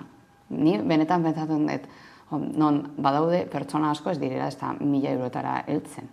Aldez aurretik, ez da, eta denak dakigu zen motatako soldatak dituen, nik ez naz hartuko eta bakoitzak, eta nik beti defendatuko dut, egon behar direla, ez da, soldata minimo batzuk duinak direnak. Eta hortatik nik ez dut inoiz eskatuko, ez daki zein kolektiboari asko irabazten ni, eta beti izango naz, pentsaten, bakoitzak egin dezala motibatzen dagoena. Hori beti danik, baina uste dut, horrela trasladatzea, arrokeri horrekin trasladatzea, eta ez nago horrekin esanez Urkulluk defendatzen dodanek ala ez, baina bereziki ertzainaren, ez da, edo potere polizialaren agerraldia niretzako oso representatibo esan da, eta zuk egiten ari zara hau, eta potere dekozulako. Eta da badakizelo hau egin aldezakezula. Nik imaginatzen dut ez dakit. Ipinoko naiz nik gizarte langile moduan, nik ez dut inoiz ikusi horreko agerraldi bat, ez da, oinarrizko gizarte zerbitzuen, ez da, buruzagi adibidez ateratzen, eta esanez, gizarte langileok merezi dugula, eramaten ari garelako, dakagun lankarga, sama, emozionala, bla, bla, bla, bla, eta dana eta poineko dut aur guztia, adibidez, soldaten egoera, orduan, zuk egiten ari da hau zen eta zuri eman dizolako botere bat. Eta ikusi egin dugu, gure azkenengo urteetan, non, eta ikusten genuen, ez da? Adibidez, poltsa publikoei buruz hitz egiten genunean, bereziki nora joan diren poltsa publikoak, eta nortzuk eskaini egin duten ofertak, eta gainera zenbat plazak ireki egin diren. Horrek eragin esan duena, eta diru inbertsio potolo bat egondalako, adibidez, botere polizianan, ez dela berdin gertau adibidez hezkuntzan, ez dela berdin gertau adibidez gizarte zerbitzuetan. Eta non beharrezko da, esan adibidez gizarte zerbitzuetan izaten duguna, adibidez da baitare osasun mentalean. Ez da egon horrelako poltsa publikorik eta horrelako inbertsiorik, orduan. Horrelako agerraldiak egitea eta nondik juna eta baita ere simbolikoki nola espresatu egindan, ostras, ez da? Eta baita ere hor aztertzea zein momentutan egindan, ez da? Justo segurenik intentzioa egon dela aurretik, baina uste dut behin ikusita zen motatako emaitzak etorri egin diren hauteskundeak eta gero, botere ofiziera igual pixka bat urduri pini egin dela eta tentzioa, hori pini dute, baina nik espresudik gustatuko litzateke da zuk hori eskatzen dozu, dakizulako dagoela botere mail bat zuengan. Eta bestela, ez zenun horrelako, ez da, bai diskurtsorik eta eskerarik trasladatuko. Bai, ez da zenbat aldiz eztabaidatua izan den Euskal Herrian, bertan jarduten duten indar polizial ezberdinek ez zernolako soldatak izaten dituzten, eta zerraitik izan ohi den. Bai, nik uste lehenengo eta behin, da, onartza publikoki arazo bat daukagula. Eta hori da lehenengo pausua. Eta, EAJak ez du esan, baina adibidez ertzaintzako zuzendariak bai esan du. Arazo bat daukagu eta gainera arazoa barruan dago. Behin, arazo hori onartuta ere, esan behar dugu publikoki zergatik dagoen arazo hori. Nik uste dut, ertzaintza sortu zenean, EAJ-rekin afinitate handia zituzten mando asko egon ziren, baina ezker hamarkadetan publikoa da, eta hitz egiten baduzu ere ertzaintzan dagoen norbaitekin, sartu diren elementuak eta pertsonak ertzaintzan, da orokorrean polizian edo sartzen direnak, ideologikoki kokatzen dira eskuman edo ultraeskuman, eta hori gainera, azken urteetan, publikoki, ertzaintza asko publikoki adierazi dute jarrera hori, ez? Filo eskumakoa, eta horrela, hori agertu da, eta beti eman zaile babes bat, Erkoreka berak eman die babes bat, eta hori estali da, eta duztuta gaur egun ertzaintzan daudenak, estik esan duena, badakite botere handia dutela, eta gero egon dira urte asko impunitatean bizitzen, eta ez dut apenas erantzun izan dituzten, egin dituzten gauzengatik, bada drogarekin trafikatzea, eta hori publikoki ere agertu da, bada hilketa batzuk kabakasen modukoak, eta bilakara hori eman da, eta de hecho, publikoki ere esan zen, egon zen arduradun politiko hori kondena izan dela Ares. Izan dena, arduradun politiko bat babestu duela impunitate hori eta bultzatu duena ertzaintzaren jokaera horiek. Orduan, lehenengoa da arazoa onartzea eta bigarrena mesedez ez egitea improvisazioa. Eta nik uste gaur Erkorekak esan duena, orain turrari begira jarriko ditugu aurko duten dauden ikasleak. Arazoa ez da turra salbatzea, ¿sabes? Batzutan ez da hori zaila hori, zuaitzari begira eta basoa ez du, arazoa ez da turra egotea edo ez. Arazoa daukagula eredu polizial bat zaharkitua, hor dauden pertsona askoen ideologia bada eskumakoa, eta ez esan duen moduan, sentitzen direla botere askorekin, eta horregatik planteatzen dute olako proposamen bat. Baina, kontua ez da orain kokatzea hor arazo laboral batean. Arazoan ikusten oso sakona dela eta horri buelta emateko neurriak hartu beharko dira. Ez, azaltzen zuten nola beldur badiren, protestetan, ez, dabiltzan ertzaintza horiek, baturreko, euren antolamendu hori, ez, blokeatzekoa, orain gutxi ikusi genituen, ez, bainera ertzainak beste ertzain horien protestak txalotzen, ez, eta zerruzten duen horrek baita ere agerian. Eske Carlosek aipatu egin ditu erpin asko, ez da, eta erpin horietan zentratzea da, esan dugun historia, eta baina da hori nola nahi dugun zer den botere polizialak eta zein den eredua, eta nondik landu eta nola gertu haiek baita ere, eta hortatik, botere poliziala izatez kontrol sozial bat. Gustatuko zaigu, asko gutxiago, baina da baita ereki eginda, eta hortara behiria dauz kontrol sozial bat eragiteko. Eta kontrol sozial horretan, egona dira modu oso desberdin batzuk kontrol hori eragiteko. Eta ia da, azkenengo, eziki 5 urteetan, oso representatiboa izan da, eta hitz egin da baita ere, eta Urkulluk entzun diot, ez da baita ere, zer den motivazio eta nola, nola saldo egin duzuen baita ere zer den polizia, igual hor dago baita ere akatzlarri bat, ez da, nola saldo egin dan, eta niko goratzen dut, hasi egin zirenean plazak ateratzen, eta baina eta nik izan ditut, ez da, alborko pertsona asko, haien bokazioa, inondik inora zen, adibidez, horrelako espazio batean mugitzea, baina ikusi egin dute zela leku bat, non, igual lehenengo txaman ez daukatela izango lekuri, baina igual bigarrenean bai. Eta orduan sartu egin dira pertsona asko, non, nik ipiniko nuke kolokanea zein den haien benetan, haien helburua bertan egoteko. Eta hori ekartzen da kultur bat, eta modu bat egiteko. Eta guztiz ez da, eta Urikor uste dut aukite kritika bat egin beharko lehizakela, ze motatako gestinoa egin dauen. Eta gero, Carlosek ipini egin duen adibidea. Nola islatzen den informazioa eta zein den haien helburu, ez trasladatzea turreko eta zertarako daudezen bertako ikasleak eta hori. Da, gehiago zentzantzino bat, gehiago autieto txutieto bat bezala, eta uste dut, hau benetan sustraiko arazo bat izango dela. Ez dakit noraino helduko den tentzina, ni baita ere pentsatu egin dut, ez da, behin berria entzundakoan, izan dela, negoziazioaren parte bat, ipiniko dugula tope bat, gero noraino helduko garen, baina ni berriz esango dut, ikustea tope hori benetan uste dut dela hainbat pertsonentzako eta hainbat kolektiboentzako dela mingarria. Esatea horrelako igoera nahi dutela. Eta gainera, eta Carlosek aipatu egin duten, igual dauzkate beste arazo eta erronka batzuk askoz ere garrantzitsuagoak eta benetan ikusi behar dituztenak. Gaude orain momentu batean oso prozedura sensible batean.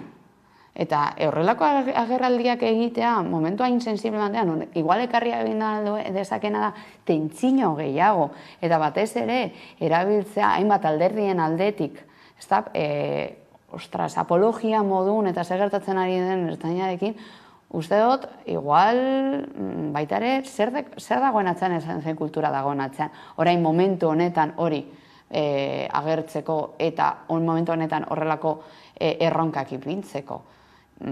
Benetan begiratu igual beharko litzak eta ondo begiratu besteo baita ere gizartea gaurok, zer den ertzainak eta non dagoen eta zein den naiz posizionamendua.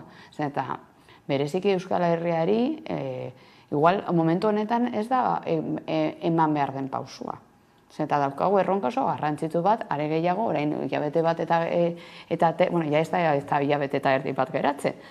Non, hau, erabili aldala modu oso, eta honetan bai oso ikuspegi batzuk herri batetatik hainbat alderdien aldetik, orduan igual esen momentu hau esateko eta hau egintzeko, eta are gehiago, gero, ez da ikusi egin ditut dauden estadistikak eta ez dakit, orain dela igual, igual ez da momentua, hainbeste arrisku izateko momentua, adibidez, hainbeste, ez dut ikusten justifikazioa, hainbesteko igoera, eta dauzkaten, ez da, ekarpena kontuan ez dut ikusten, ez da, eta badaude beste erronka batzuk oso garrantzitsuak direnak, eta benetan hitz egin behar ditugunak, eta ez direnak aurrera pausoak emoten.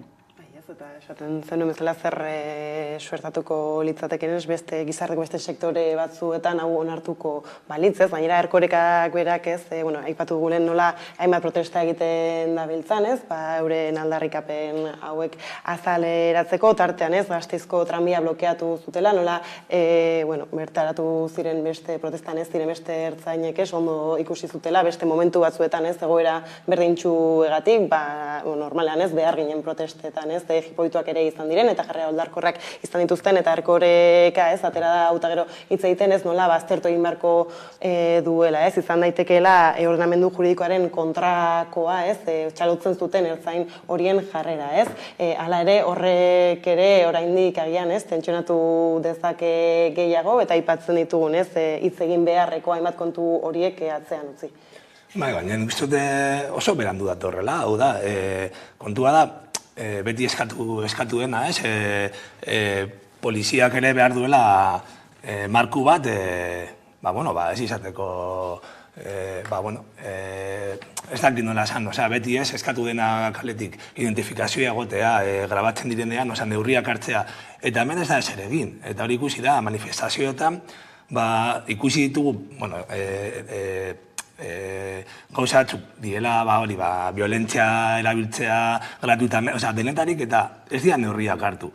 Orduan, orain hasiko dira neurriak hartzen, nik uste dute, ez dela, uste dut arazoa dela oso sakona, adibidez, onartzea ez, mugimendu bat eratzen dela eta sindikatuetatik haratago sortzen dela, araututa ez dagoen ordezkaritza bat, horren atzean ere bai, apurtzen dira ere bai, negoziazio laboralen logikak, Eta orduan autoratzen da mugimendu bat, ordezkari batzuekin, zakigu oso ondo nortzuk erabaki dut horiek izango dira ordezkariak, eta dagoena konfrontazio bat, kasu honetan, EAJ-aren kontra.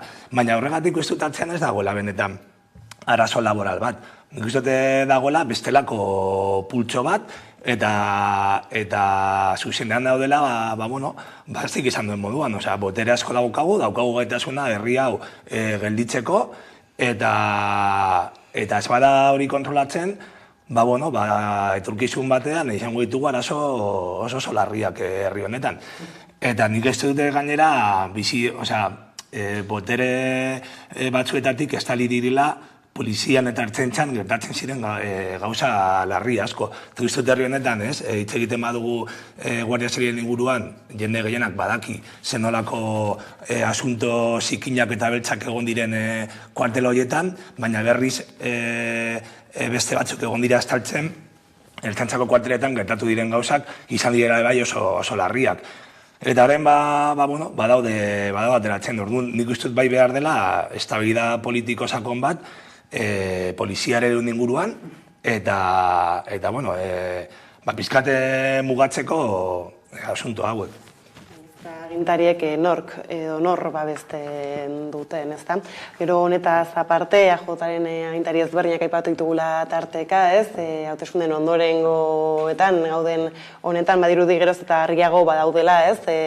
Hainbat eta hainbat tokitan agintea nork hartuko duen, paktuen norabideak ez zeintzuk diren, tartean ez dakitez, gertatu da hainbat lekutan nola Euskal Herria Bilduk irabazi dituen hauteskundak edo behintzat toki askotan ez bozka gehien, baina nolako mekanismoak ez sortu diren agintetik kendu, eta kasu honetan edo gehienetan behintzat ez EAJ boterean egoteko ez. Tartean bada Gipuzkoako kasua, daukagu bideo bat eta helduko diogu horri. Gipuzkoak erabaki du EH Bildu izatea lehen indarra, 22 eserlekurekin. Alde handiz egin dio aurre gainera EAJari, 17 eserleku dituzte jeltzaleek bigarren indar bilakatuz. Jarraia sozialista daude 7 aulkirekin eta aurren ez urren PP eta Elkarrekin Podemos 3 eta 2 batzarkiderekin. Gobernua osatzeko helburuarekin hasiak dira negoziaketak. EAJak eta PSek gobernabidea bermatzeko akordioa egin dute, orain arteko itunei eusteko asmoa adierazi dute. Akordioan jaso da Foru Aldundi eta udal guztietan koalizio gobernuak eratzen laguntza eta ahalbidetzea. Beraz, konpromiso hartu dute posible den udal eta foru instituzio guztietan 2015ko akordioa berritzeko. Bestalde Elkarrekin Podemosiuk gaitzetxe egin du EAJaren eta PSren arteko akordioa eta esan du ez dela programatikoa izan. Elkarrekin Podemoseko ordezkariak Maialen Iriarte EH Bilduren Gipuzkoako ahaldungaiarekin bildu ziren iragan astean. Ildo horretan Iriartek Gipuzkoako batzar nagusietan gehiengo aurrerakoia osatzeko emandako aurrerapausoa eskertu dio Elkarrekin Podemosi. Kasu horretan EH Bildu Elkarrekin Podemosek eta EAJ eta PSek 24 batzarkide lituzkete. PPek du giltza beraz gobernu osaketari dagokionez. PP argi adierazi du ahalduen guztia egingo duela EH Bildu erakundetan egonez dadin. Baina Mikel Ezamak PPren Gipuzkoako batzar nagusietarako zerrendaburuak esan zuen PPren babesaren prezioa gobernua sartza zela, kirol arloan. Dena den EAJak eta PSek esan dute haien akordioaren barruan ez dutela aurreikusten Alderdi Popularrak gobernuaren parte izatea, kasu horretan baina jeltzaleek Aldundi utzi beharko lukete. Oraindik ez dago ezer itxita, EH Bilduk irabazi zituen Gipuzkoako batzar nagusietarako hauteskundeak, baina baliteke lehen indarrak ez gobernatzea, 2., 3. eta 4. indarrek bat eginez gero. Tira ez, marra gorri enbueltan hitzaiten entzuten gabiltza azken egunotan asko eta asko, ez? Horre PPri okurritu zaio Gipuzkoan, ez? Okerez bana Kirol diputatua nahi duela, ez? Zer sortatzen dizu honek? Bai, badirudi, orain badirudi PPri gustatzen zaiola Kirola eta bertatik nahi dutela. Jutea, baina egia da, bai gustateko leitzaidake, daukagun antzerki politikoari buruz hitz egitea eta zen posizioetan ikusten ari den bakoitzak, ez da? Claro, es que behin Pedro Sánchezek eman zuenean, ez da, erraldia, 23an izango lirateke hurrengo hauteskundeetan, hor ikusi egin nola aldatu egin, eta nigo horatzen dut, justo 28 gabean, nola atera egin ziren batzuk, eta egon ginen komentatzen, batzuk uste dut hau bero hitz egin zutela momentu eta gau hartan. Zer gertatzen da, orain gaudela momentu batean, non, aber zemotatako akordioak, eta gero da gobernatzea, eta gero da gauzak eraikitzea, eta adostasunak ekartzea, zen eta adostasunik gabe, edo akordiorik gabe, ezin dozu gobernatu, ezin dozu... Orduan, orain, egin behar diren mugimenduak bestelakoak dira, eta adibidez, gaur goizean, ez da, ikusita pixka bat zer, eta, bueno, hitz egin dago, ez da, irratian, adibidez, Aitor Esteban, zer nola islatzen zuen bere diskurtsoa, baita ere Bilduk, orain daude momentu batean asko ere, eta goratzen dut, ez da, Azkar Luzek askotan ipitzen zuen, adibidez, Urkulluk izan zituen, hainbat diskurtsoak ez genitxuela ez da ulertzen da, nola ipintzen ari zara, leku honetan, horrela hitz egiten, horrelako, ez da, baita ere, ez da, agerraldiak egiten, ez zeukan inongo, ez da, eta badeziki ez ziren eraikitzaileak horrelako, ez da, posturak eta horrelako jarrerak. Eta orain, beste momentu batean dauz, ez da, eta ikusten ari garela, askoz ere baretuagoak daude zer. Bueno, PPk egia da hitz egiten duenean, ogia igotzen da, baina hala eta guztiz ere ez dute hitz egiten Euskal Herrira, hitz egiten dute estatuari begira, eta hori ikusi egin da hauteskundetan, eta ja bakarrik Ayuso sartzen, dana, egin duten guztia izan da bereziki erakusteko diskurtso mail bat estatuari, eta jarraituko dute horrelako bidean. Beste aldetik eta ikusita bizka bat zemotatako, antzerkia maintenduko dute duten arte, segurenik. Eta, orain nik ikusita bizka bat EH Bilduren diskurtso oso pragmatiko, berriro beharretu egin da, eta ikusi egin genuen ez da gau horretan, asko eigo egin zirela, diskurtso maila nola, nola ikusi egin ziren, ez da, batez ere hauteskunda baina lehenago, eta justo gau horretan, niri pertsonalki izan zen, ostras, nola datu egin duten, ez da, baina berriz geldotu egin dut, eta ikusten dute akordioetara heldu egin behar dira, eta baita ere, ea, eurrengo hauteskundetan nola zin motatako pultzada egongo dan, ez da? Eta gero hor, bereziki hor jolasten duena da PSek, bereziki hauteskunde hemen Euskal Herrian zer hartuko duten, eta gero nola erabiliko duten estatuak egiten dituzten hemengo akordioak. Orduan, daude hor pilotan jolasten eta oso interesgarriak izango diren adibidez eta bereziki Iruñan zer gertatuko den. Gaur goizean baita ere, ez da, hitz egin dago Iruñako, ez da, zera maiak EH Bildukoa eta berak komentatzen zuen, ez da, haibien jarrera pragmatikoa izango dela, nahi dutela hitz egitean bereziki hainbat alderdiekin, eta nahi dutena da, ateratzea akordioak. Eta hor, mantenduko dute hor, batez ere, eta nik bereziki herriei begira, espero dut ez luzatzea, antzerkia, espero dut, eta benetan, pentsatea pertsonetan, pentsatean herritarrotan, eta behar dutenak entzutea. Hori da bereziki uste dut espero dana, baina egia da uste dut espero dana, tentzionatuko egingo dute, 23 hurbildu arte. Zen eta egiten duten edo ematen duten pausua, bereziki hor nik uste dut jolasten dutenak bila da, PSek. Segun eta zen akordioetara, nori ematen dioten maimena, nola heltzen dira adibidez EAJ-arekin hainbat akordioetara, gero hori erabiliko da guztiz haien kontra Espainia mailan, eta baita ere hori ikusiko da Katalunia.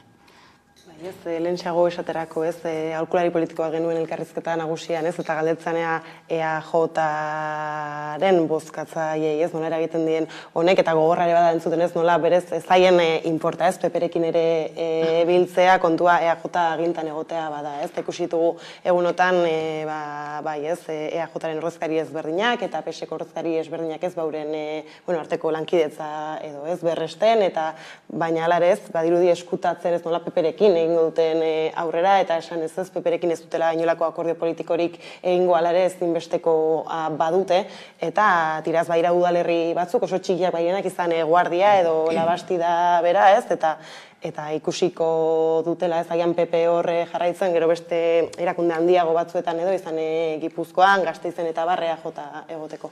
Bai, nik uste dut, nik esan behar dut, ulertzen dudala EAJaren erabakia. Uste dute zituela edo badituela bi aukera eta biak dira oso arriskutsuak aurrera begira. Lehenengo aukera da, egingo duena, hau da, PSE eta PP-rekin ere akordio batzuk egitea EH Bildu ez egoteko, eta hor, politologoek esaten den moduan, arriskoa da, ziklo elektoral honetan sartuta, bi blokeen irudikapena, polarizazioa, eta azkenean esatea, hemen daude bi aukera, edo EH Bildu edo PSOE, PP, EAJaren blokea, orduan, boto gutil eta horrela, eta beste leku batzuetan gertu den moduan, EH Bildun igoera egotea, ez dik izan duen moduan, orain ustaiaren 23an igoera bat, eta inkluso hor, urrengo urteko hauteskundeetan daudela erkidegoko hauteskundeak ere, egotea lehia astua EAJ eta EH Bilduren artean. Hori da arrisku bat, baina eske bigarren arriskua da, usten basaio EH Bilduri orain gobernuan egotea, orain gara egungo EH Bildu ez da 2011ko EH Bildua. Eta argi geratu da, egon den lekuetan, aginten egon den lekuetan, hegemonikoa bilakatu dela ere bai, eta gero zaila dela botatzea hortik. Orduan, neurtzea hori eta esatea, erabaki izatea, noa ustera EH Bildu gobernuan egotea, eta egingo dute oposiziotik kanpaina bat 2011 egin zen moduan, gero ni berriro bueltatzeko, ez da hain erreza. EH Bilduk erakutsi du, orain duen gaitasuna kudeatzeko, eta egon den batez ere udaletxeetan, bilakatu dela indar oso hegemonikoa, eta ja ez da hain erreza kentzea hori, eta gero badago beste arrisku bat dela, denok dakigunez, alderdi batzuk badaukate klientelismo sare bat, oso erraldoia, eta orduan ez da erabaki bat, agintean ez egotea, batzutan ere ez da aukera bat. Zurekin batera doaz, kontratu publiko asko, enpresak, teknikariak, korte oso bat, tardun alde neinean, alba da, nahiz eta izan PP-rekin, gobernuan egon behar da. Eta gero txantxa ematen du, baina, pentsate PP-ko Mikel Lezama uste dute baditula ikasketak kirole munduan, orduan, igual izan alda diputatu hon bat, hori eramateko. Ikusi beharko dugu ekainaren 17ak zer nolako mapa berritzen duen, kolorei dagokienez, helduko diegu horrei ere, eskerrik asko bi gaur gurekin izatearren, eta jarraian eguneko albistekin bueltatuko gara.